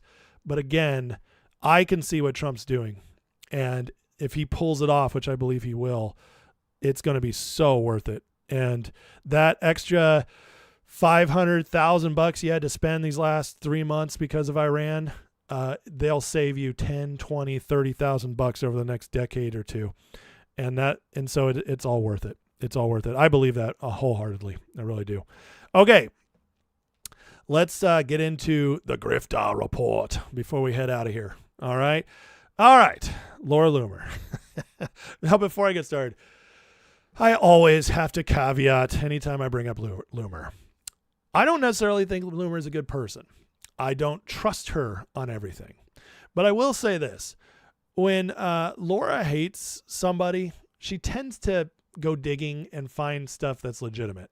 Laura Loomer is somebody you isn't always right, but is somebody you always have to pay attention to because she sometimes nails stuff. She was wrong about Tulsi Gabbard. She was wrong about Kash Patel. She's been wrong about a few others. She was wrong about this Taylor Swift plot to stop Trump in 2024. There's been numerous times she's wrong, but she's right more than she's wrong. And sometimes she's right about crazy stuff. So every time she posts, I pay attention. Even though sometimes I know, sorry, Laura, I don't see on this one. So that's my caveat, all right? My caveat. But I do think this is interesting. Candace Owens announced earlier in the week she's going to Russia next week. We covered this on my show the other day. Who happens to be in Russia? Alexander Dugin. Alexander Dugin is linked to several of these influencers as possibly being the mastermind behind a lot of the stuff they're spewing. Well, Laura Loomer says she's got a scoop. We don't know if this is true or not, but it could make sense. Says there's a source telling me, by the way, anonymous source, never like that. I'll just be honest. But at the same time, connect the dots. This could be true. Source tells me there's a big meetup of U.S. and international woke-right influencers and media pundits taking place in Russia next week. Well, we definitely know Candace is going to be there. We'll have to follow and see if anybody else is going. Source says these people are allegedly meeting with Alexander Dugin, Russian media mogul Konstantin Malafiev, and some of his acolytes who are Duma members. Dugin served as advisor to Speak of the Duma in the late 90s and early 2000s. Again, I completely broke down why Dugin matters, why he's interesting the other day. So go back and watch my video for that. But there's a lot of ties to him and these influencers. And we can't ignore the fact Candace is going to Russia, which she said she is just going as a good Christian to see the buildings. That's very interesting considering how Candace has been lately and how she's completely turned against Trump and has eaten up a lot of the Russia bad stuff and, spewing that kind of stuff out there. So why visit? It just doesn't make sense if all of a sudden it's such a great place, unless the Dugin stuff is true. Makes a lot of sense to me. Loomer played this Candace clip, which I'll play the clip first and then we'll go through it real quick.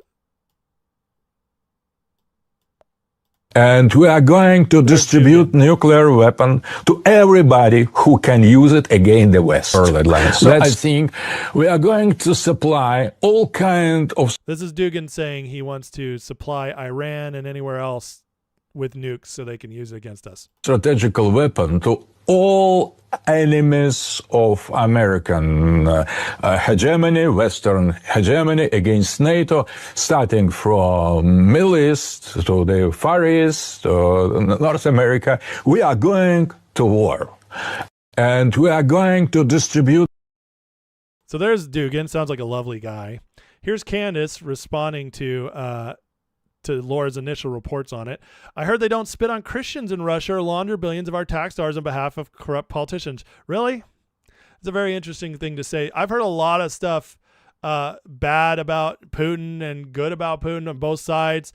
But the fact to say that Russia's never laundered billions of tax dollars to the oligarchs or whatever. Yeah, I just don't see how you could make that case. But she said, I'm excited to report back my findings. Honestly, the Zionist lore regarding Dugin, after I applied to him twice on X, is kind of making me want to meet him. Oh, really? So she's admitting that, she's got an excuse to meet Dugin now.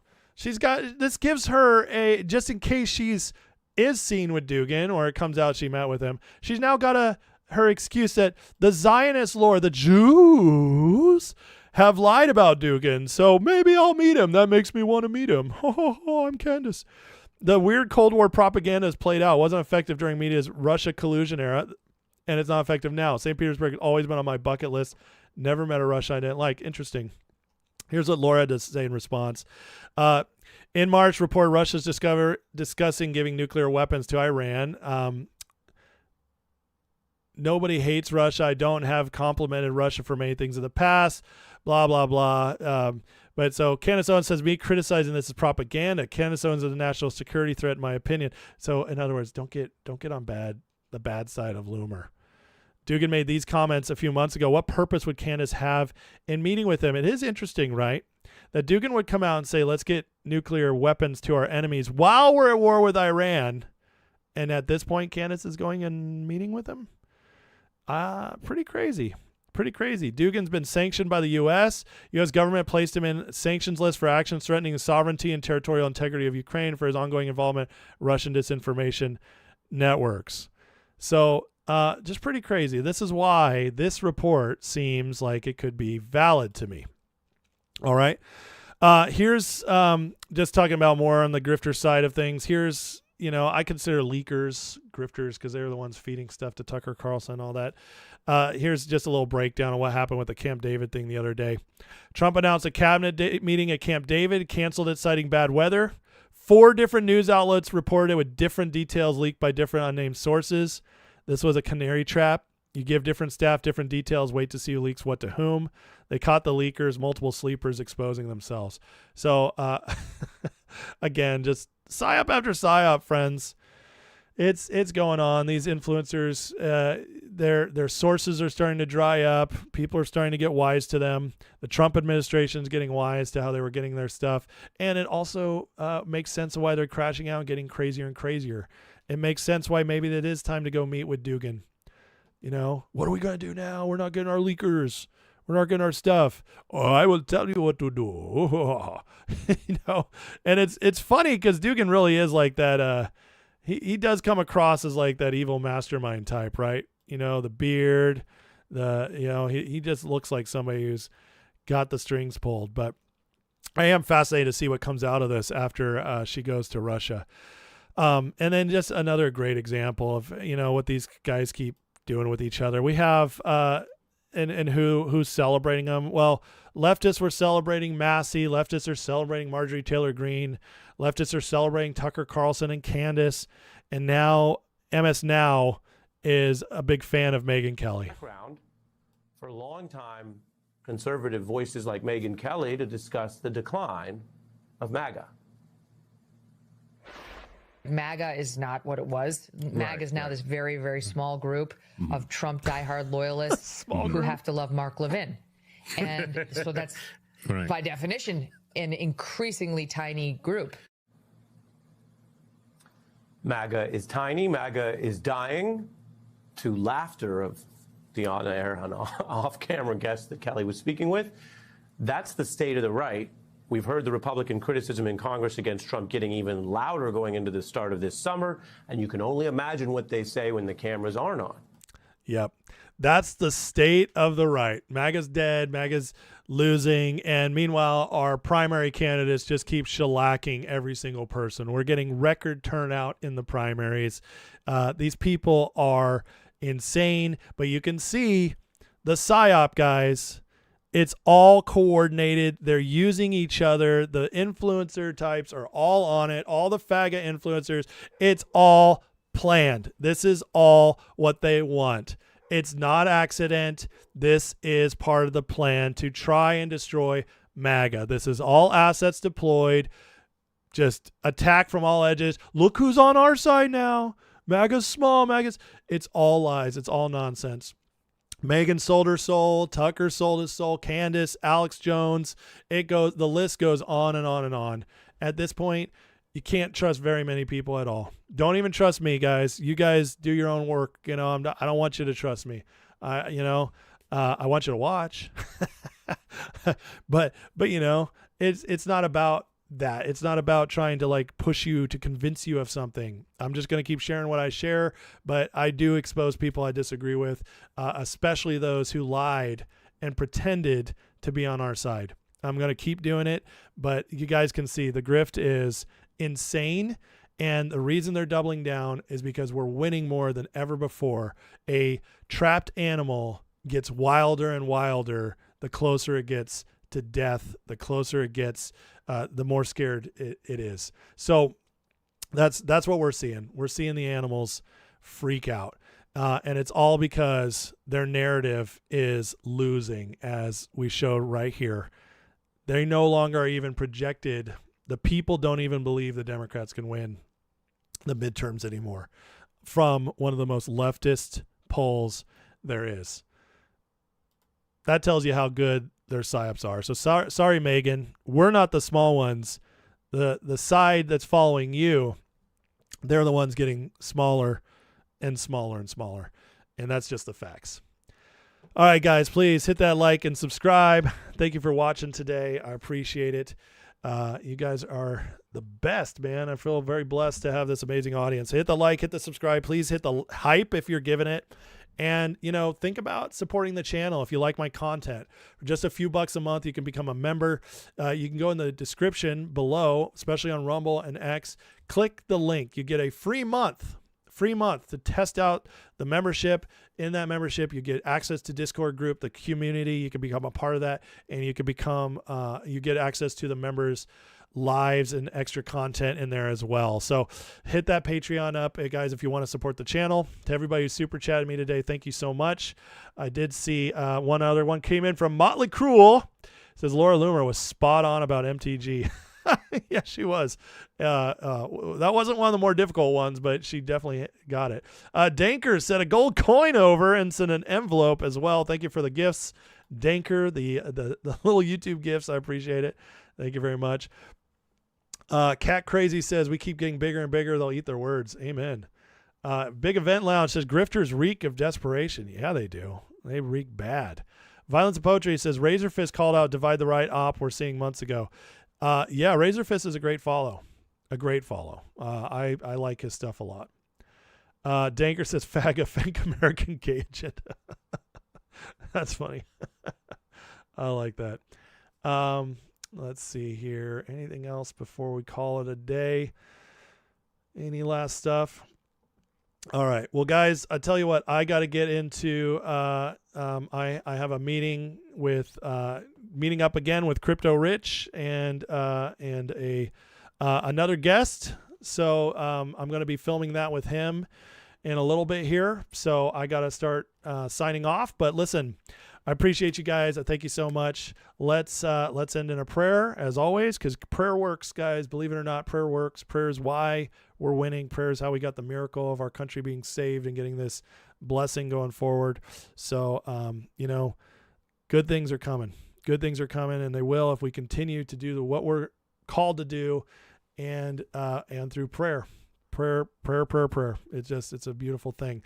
But I'll be on again tomorrow, same time, guys. And check out Rich Does Politics.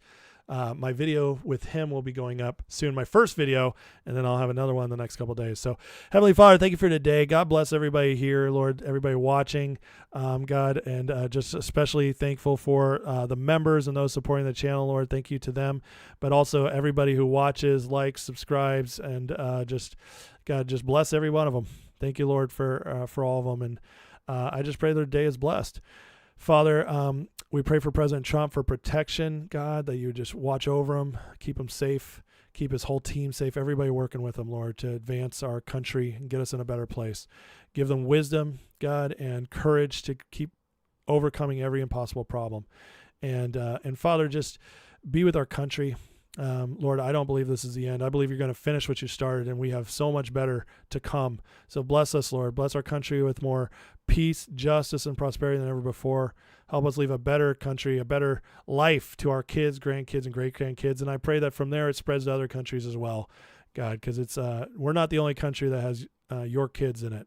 The whole world does. So we pray that you start something here in America that spreads. In Jesus' name, amen. Bless you guys. Love you guys. Appreciate you. I'll see you all tomorrow. God bless.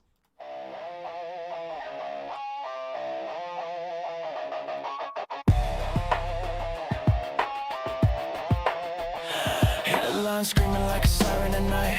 Red and blue shouting, nobody's right. Smoke in the streets, truth under attack. Everybody's loud, nobody's got facts. Feeds keep scrolling, nerve stains.